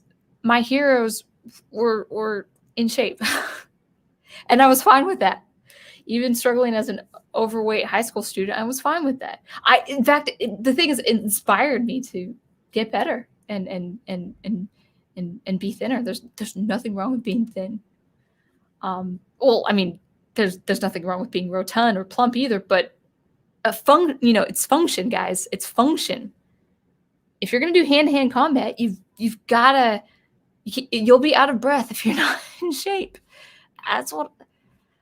Yeah. So yeah, I'll catch you guys on the replay. That'll be fun to listen to.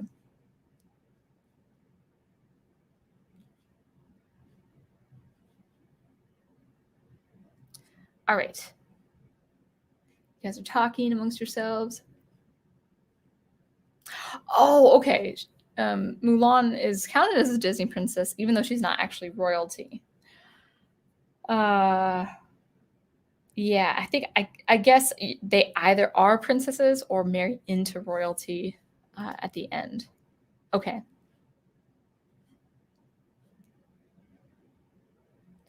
Brian Gilmartin says, you seem to like a lot of blues. What do you think of reds, greens, yellows, and other colors? Well, actually, here's the thing. I think overall, I don't have a particular favorite color. Like, I'm attracted to blue mostly. But I love all colors. I love Sometimes if I see a wooded area like a green belt and it's like sun-kissed with gold, it's like, I love green. I love gold.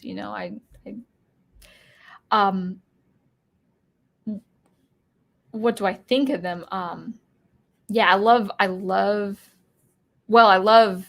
the festive red. I love the fall colors. Um, I love red for a lot of stuff. Like I'm wearing this red shirt. It's Valentine's Day or after Valentine's Day, so I really do have an appreciation for red. I love seeing, especially women. I love seeing women wear red. I like yellow a lot. I have a couple of students. Yellow is their favorite color, and it always makes me happy. I'm like, oh, yellow's your favorite color. You love happiness. You're a sunny person. No, I love yellow. Unfortunately, I can't really wear yellow. Well, unless I was wearing like a black dress with yellow on it, like yellow prints on it. But I don't really look good in yellow. But that's not to say I don't appreciate yellow outside the context of me.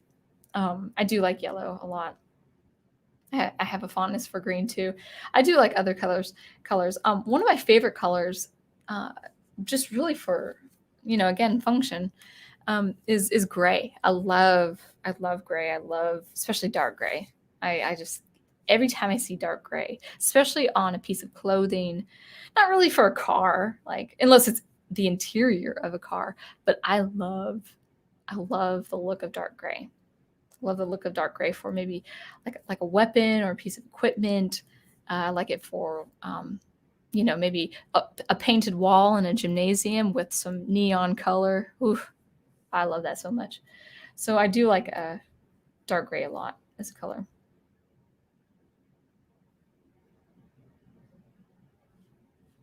Melissa says, I like Alice and Ariel. Yeah, they're good too.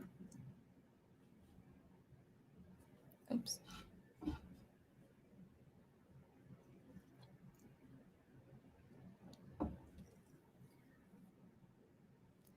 Owen says, if you like Ninja Turtles, I recommend the original black and white comics.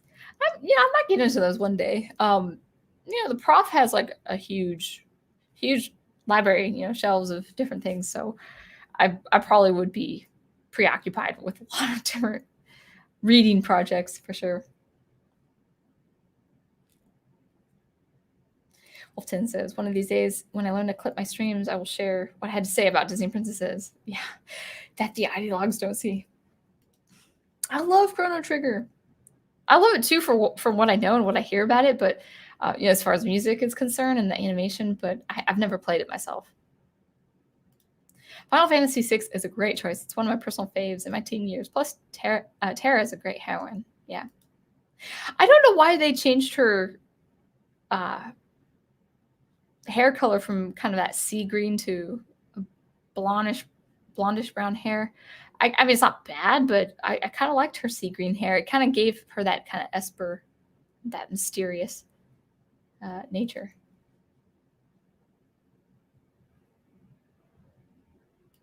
Oh, good to know. Chrono Trigger is great. Better combat than many JRPGs thanks to the combo system. Cool.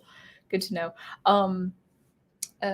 If you guys look at the YouTube channel 8-Bit Music Theory, he has some good music theory analyses of that game. Dana Craig, welcome.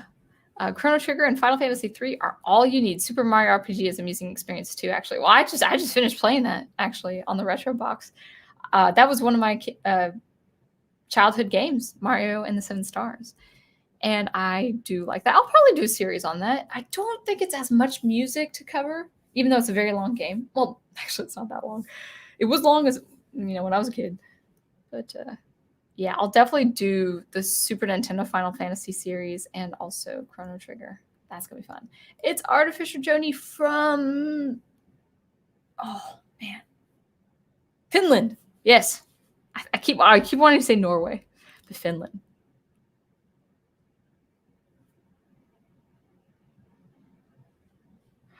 Wow, I'm getting a little tired. Man. All right. 11:19. I'll try to catch up. Looks like you guys are talking amongst yourselves. Only says, what I do like that modern trailers do is a cool remix of a song. Other than that, it all sounds like Hans Zimmer older trailer music that has more personality to it. You know, the thing is, like, I'm not a fan of songs in trailer music. I guess, like, if you're filming in Seattle or something, I can hear a song. Don't say Nirvana, please, okay? Don't say grunge, okay? Not all of Seattle is grunge. I hope not, anyway. But maybe it is. I'm not a fan of songs though in trailers. That's just me though. That's just a preference. I don't care for it. It just pulls me out of the world. There's something about listening to a song, unless no, I don't mind chanting. So if it's like a a tribal chorus to depict the world or something, that's cool. Yeah, like a Polynesian choir or something like that, like they had in Lord of the Rings. That's cool. I could do that for a trailer piece, but I'm not a fan.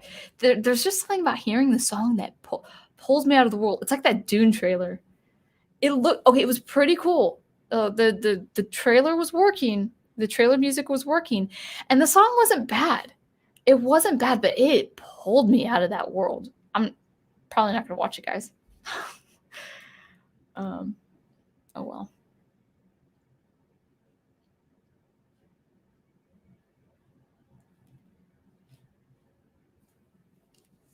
All right.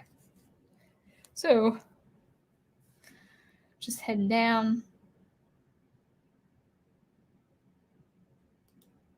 Check out Guitar Man, one of the wackiest rhythms games I've seen. Oh, I don't know if I would appreciate game music or music games. Now, I love music soundtracks, but if there's like an actual game that has me do rhythm, I don't care for it as much. And I think it's because the control response is different from a controller to signal into a console or to a, whatever device is outputting that response. And it makes me feel like insecure. Like, no, I have better rhythm than this.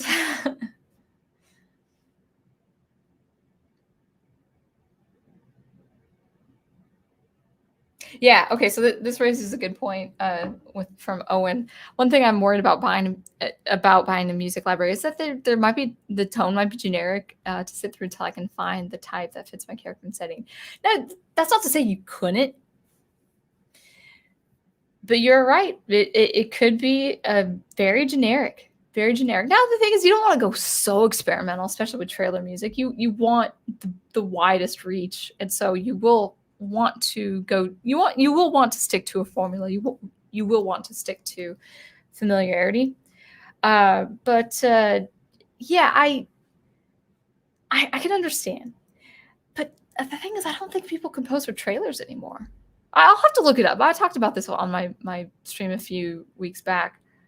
I'll look into the science and mechanics of libraries. Maybe it might not be a whole separate topic, but just kind of feel your way, get some samples, see what works. You don't want to go too experimental though. Not unless you had a composer that knew what they were doing. Now for my music, here's the thing, for my story, for my space opera, if it were ever adapted into a film or like a storyboard movie or a comic or something like that needed music and dialogue, or even something like an audiobook, I would know what I would want for music, but I don't think I have the skill or the software to get there yet. Actually, I don't have the skill or software to get there yet, not yet. And even more so, I would still have to hire a mastering engineer to get that right. So even I fall short of my own expectations, my musical expectations of something like, oh, I would love my space opera to be adapted if it was ever picked up. But even I know my limitations. So in that case, I wouldn't settle for a library, but yeah, I would have to. I don't know. It's good. It would be a good. I would say, guys, it would be a good 5 years before I could get the know-how and the equipment for the music I want my space opera to sound like. Oh, man, I'm getting really sleepy, guys. Let's see. Oh my gosh, guys. Okay, we'll try to wrap it up soon. Oh, we're almost at the 2-hour mark, so.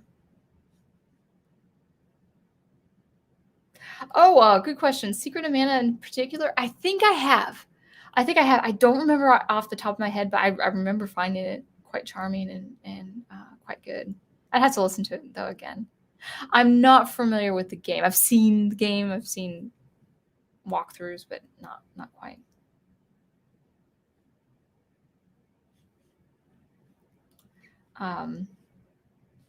Samuel Proctor says John Williams definitely knew. They had no idea what they were doing. Yeah. We'll see. We'll definitely see. Bye, Netter. This is like 50 minutes before I get to this, but bye, Netter. I'm sorry. Thank you. Okay, let's see. Horizon Talker says voice listings actually specify whether they want American, British, Australian, or Afrikaner English. Yeah, that's true. The businesses though, like voiceover for business, like you're doing a voiceover for a commercial, at least in the international. Well, I've only communicated with like 2 countries, Saudi Arabia and South America, and they preferred British English. So I can't really speak from total experience. It was only 2 locations.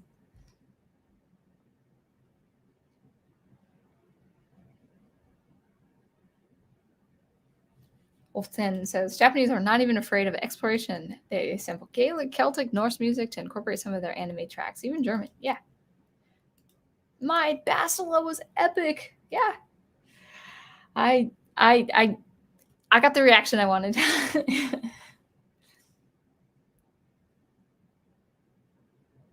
Yeah, Samuel Proctor. So you're talking about Leia, where she was British. Here's the thing, like I know that she kind of she went from American to British, then just after Alderaan blew up, she went back to American. Now here's the thing, I always thought, whether that was a mistake or not, I don't know, but I always thought she did the British for Tarkin because of Peter Cushing. Whether that was intentional, I don't know, but you only hear her do a slight British, or at least kind of maybe that's her diplomatic voice. I don't know, but that was only for Tarkin. That was only for that character. She speaks the American way after that.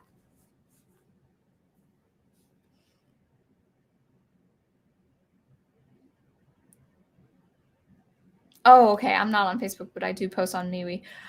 Yeah, I'm not on MeWe anymore.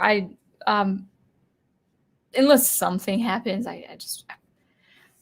I was only on Facebook for the professor group. Like people say, you got to be on the group. And I'm like, okay, fine. I haven't done Facebook in years. I don't want to do Facebook. And then I'm there for the group. So like to me, I will never have a Facebook alternative because I don't need to do Facebook anyway, besides being in that group. But that's good. I'm glad. Okay, then I'll just check out your channel. That's fine too.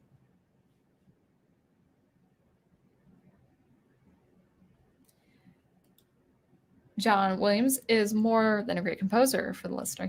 He's great for the performer. I've performed Williams music a few times, and it was easy to learn and delight to play each time. What do you do? Do you do piano, or are you in an orchestra? That'd be good to know. Oh yes. Any opinions on John Sibelius? I need to listen to more Sibelius. Of course, he's most famous. Well, one of the things he's most famous for is the Violin Concerto. I love the 3rd movement of the Violin Concerto. I love the 2nd movement. I love some of the theme of the 1st movement. I feel like it's a little bit long-winded. But he also did like Finlandia, the theme where we have adapted now to a hymn, "Be Still My Soul," which is beautiful. So I do like that. Well, one thing I do love about the late Romantic composers into late 1800s into the 1900s, the mid-Europe Romantic composers and also the Scandinavian Romantic composers and into Russia, they just knew how to do their homeland music. Like, not to say they're adapting music from popular traditional songs, but that's true. Bartok did that. But Smetana, Bartok, Hungarian. I believe he's Hungarian. Sometimes I forget where he was. I think he's Hungarian. Whom else? Janacek. Beautiful, and Borodin, and all these people, Sibelius included, they really knew how to evoke a sense of their home world or homeland. So I need to listen to more Sibelius before I can give a complete opinion. But what I have heard of his, I do like a lot. Hey, Green Lion Girl, good to see you. This is 10:49. It's 11:30. Oh my goodness. I actually am getting really sleepy, guys. So probably I'll wrap it up, even if I don't get to all the comments. He-Man or Lion-O. I haven't seen Thundercats to the extent I've seen He-Man. So He-Man, just for now, but probably forever. Thundercats. I think the theme music for Thundercats starts a little cheesy, but then it gets pretty epic. Oh, good to know. Hans Zimmer's best music was from the movie Rango. It felt like an actual Western. That's cool. Yeah, if he's not if he's not careful, he can stick to kind of his own formula. It's like, oh, okay, he's doing this again. Gotta be careful. Yeah, that's what makes it the best. I mean, you cannot, it's not unforgettable in a bad way. It's unforgettable in a great way.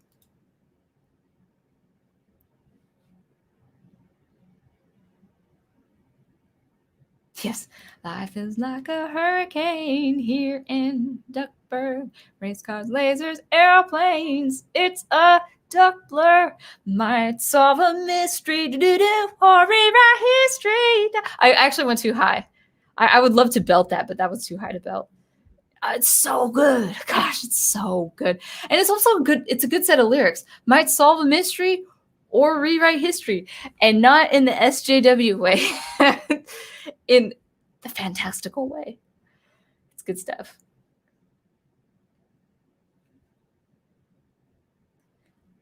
Do.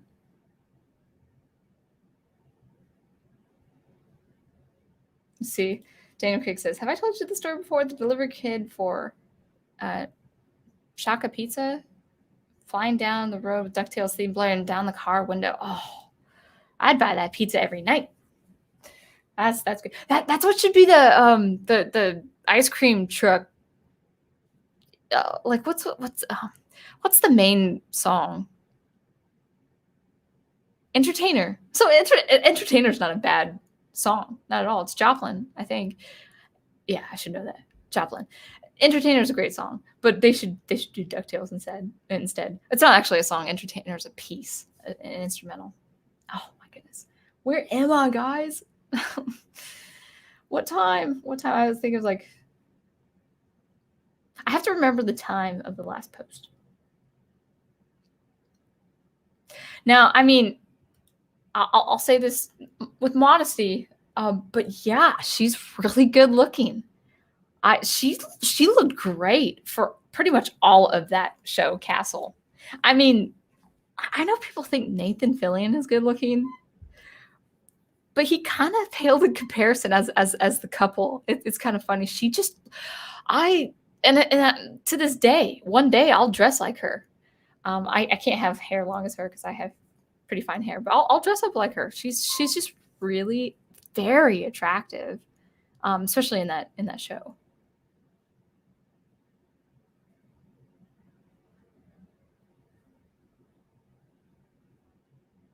And also, I think she speaks like 3 languages, which is even better.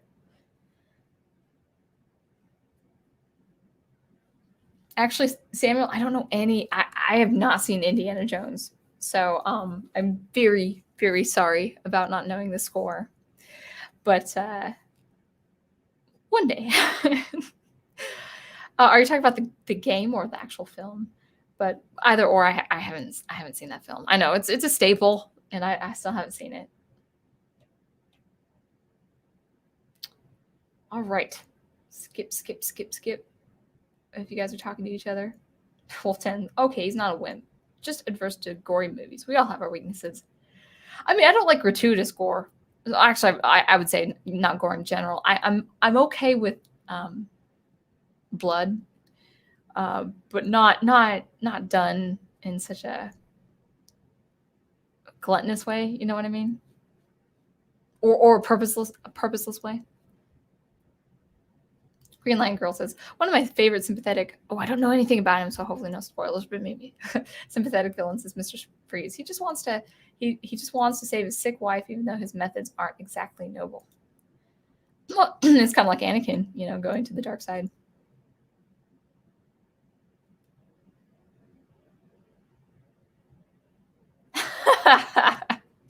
Oh boy, you and Prof are tough to convince that anime is more than just being weird or terrifying. Yeah, I know there are contemporary dramas of anime, like real life, like, college kids falling in love and stuff. Yeah.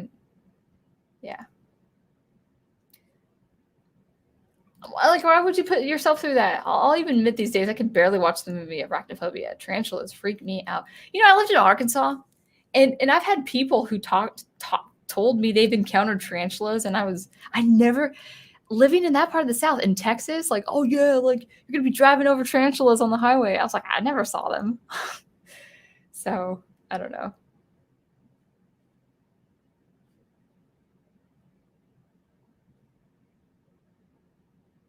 I had mice in the office. I had wolf spiders in the office, but I encountered mice. But actually, I encountered live mice in the office. That was in some real rural country. Oh, I'm almost done with my water.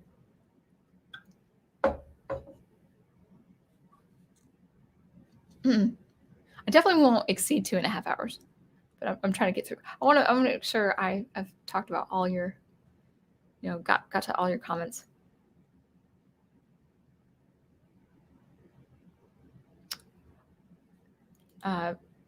What is your favorite classic Disney villain? Classic? I mean, I said Sean Yu, if you consider him classic. But actually a Disney villain, like a Disney flair. Who do I like the best? Who's the most interesting? Now, I've never seen Hercules, so I'm sure he's pretty interesting too. I really don't know. I'd have to think about that because I would love to. I don't think I've seen all Disney films though. I mean, Sean Yu's the most intense for me, so he's my favorite. I don't know. It really, the villain for it's truly with any villain, it has to be a part of of course it has to be the integral part of the protagonist's story.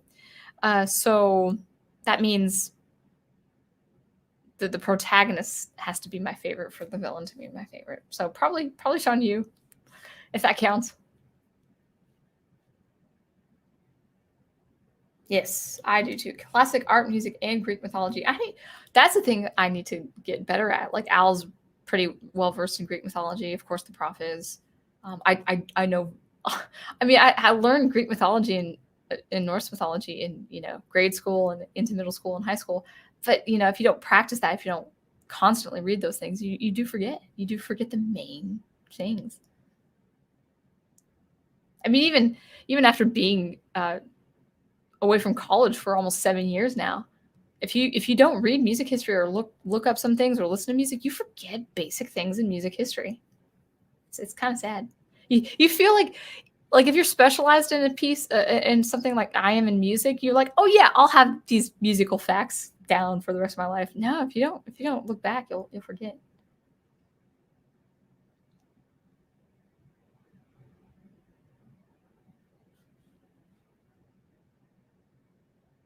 Oh, dude, actually, that's something I need to watch with the prof. I've never seen Incredibles.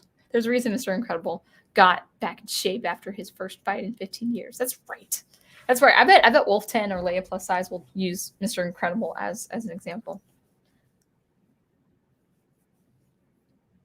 Oh yeah, Woman in Red. A Woman in Red, or does that mean you like Paulina from Donkey Kong Arcade? I thought she wore pink. I thought it was more pinkish purple. But yeah, Pauline looks good in red. Matthew Flynn says, Japanese style of horror is very heavy and oppressive. Yeah, yeah. There's something to me, almost a little, it could be just me, but there's something a little off-putting when you see beautiful Japanese animation with oppressive horror. It's like, no, like I like the style of animation. Just do something awesome. Like, I mean, like I'm sure it's awesome to many people, but something that has aesthetics, something that has beauty, I feel like should uphold beauty in some way. So when it's oppressive and horror driven, it actually puts me off. That's like, oh man, no. I like the style of the animation. Give me something with hope and virtue. Whew. See how like heavy my eyes are looking? Okay, I should go soon. I keep saying that too. Remember when I first started streaming and I just could not end the stream? I had so much fun with you guys. It's the same way. It's like, I should go.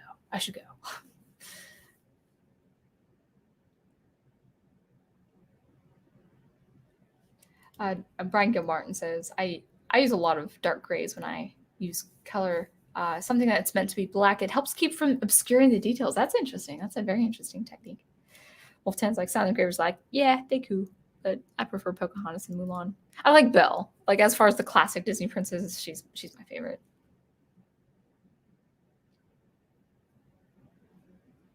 Oh, okay. So Brian says, in Yoshitaka Amano's original art, Terra was actually blonde. The game sprites changed her hair to green. Oh, to differentiate her from Celise. Is that how you pronounce her name? Celise? Who is also blonde. That makes sense.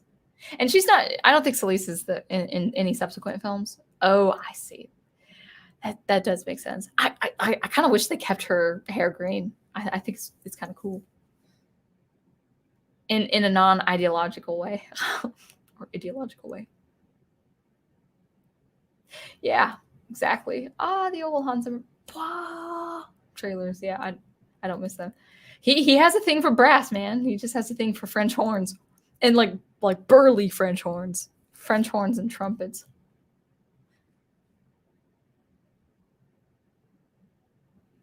Green Line Girl says, you might want to check out the movie Ride Your Wave. The music, especially a certain song, works with the story. Okay, cool. Sounds like kind of like the 80s we were talking about.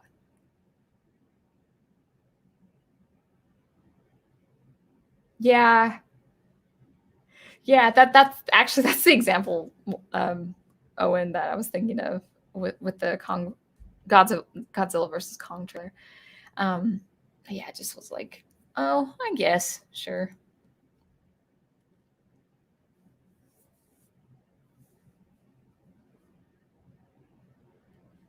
Green Line Girl says, I guess I need to give you a heads up when I get to the Honeybee Inn in Final Fantasy Remake. I have not seen a walkthrough of that for a long time. Oh, remake. Interesting. Oh, was that to me or was that to someone else? I don't know. Because I was talking about Final Fantasy VII.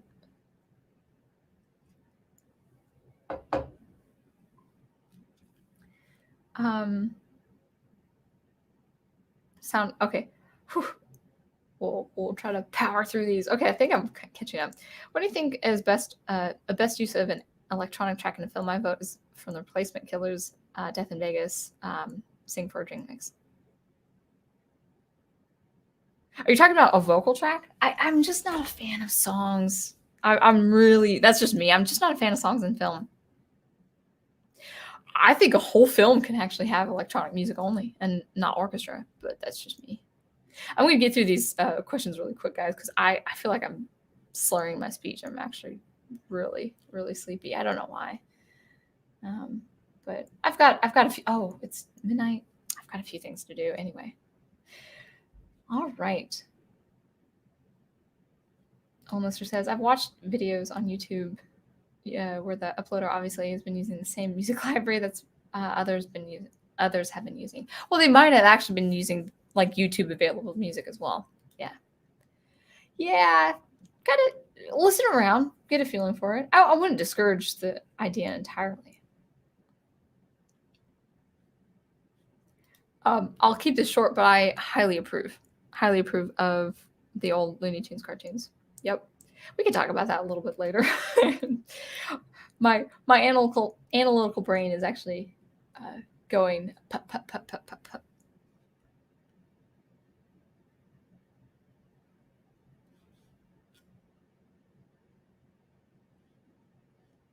It says, I think the British voice was just an accident, not on purpose. I don't know what you mean.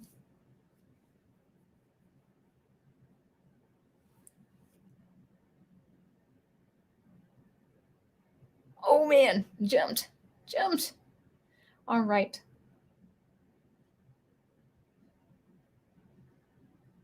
Yes, actually, yes, I do remember that. Welcome, Gabriel. Child catcher from Chitty Chitty Bang Bang is the most terrifying creature ever conceived. Yeah, I wouldn't doubt that. That's a weird, that's a dark spin on Dick Van Dyke's musical. Yep, I do remember that. I've only seen that probably once or twice.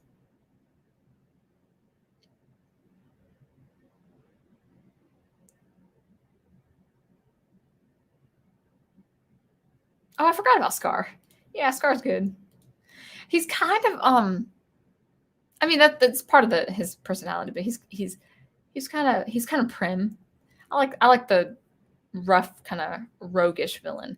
He's very effeminate. Of course they made him like that because he's juxtaposed to his kingly brother Mufasa, but yeah. Maleficent is also good. All right. Oh.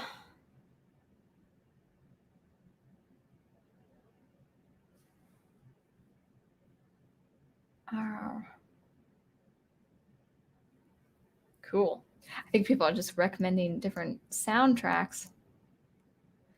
All right, guys. I'm kind of petering out. I'm really sleepy, so I think I'll call it a night. So yeah, check out my recent commentary video on gaming music. More to come. I think that'll be probably every 2 weeks. March will be pretty. It's going to be a pretty busy month. Probably 2 to 3 weeks. We'll get another video out. I'm probably going to be doing a SuperCollider video this Thursday. I've got something to talk about, something that's short but also very handy to know. So always be on the lookout for some more sound experimentation. You guys, I was just going to say, you guys know where to go for all our streaming purposes. Of course, check out, Prof's page on Facebook, also on MeWe if you're on MeWe.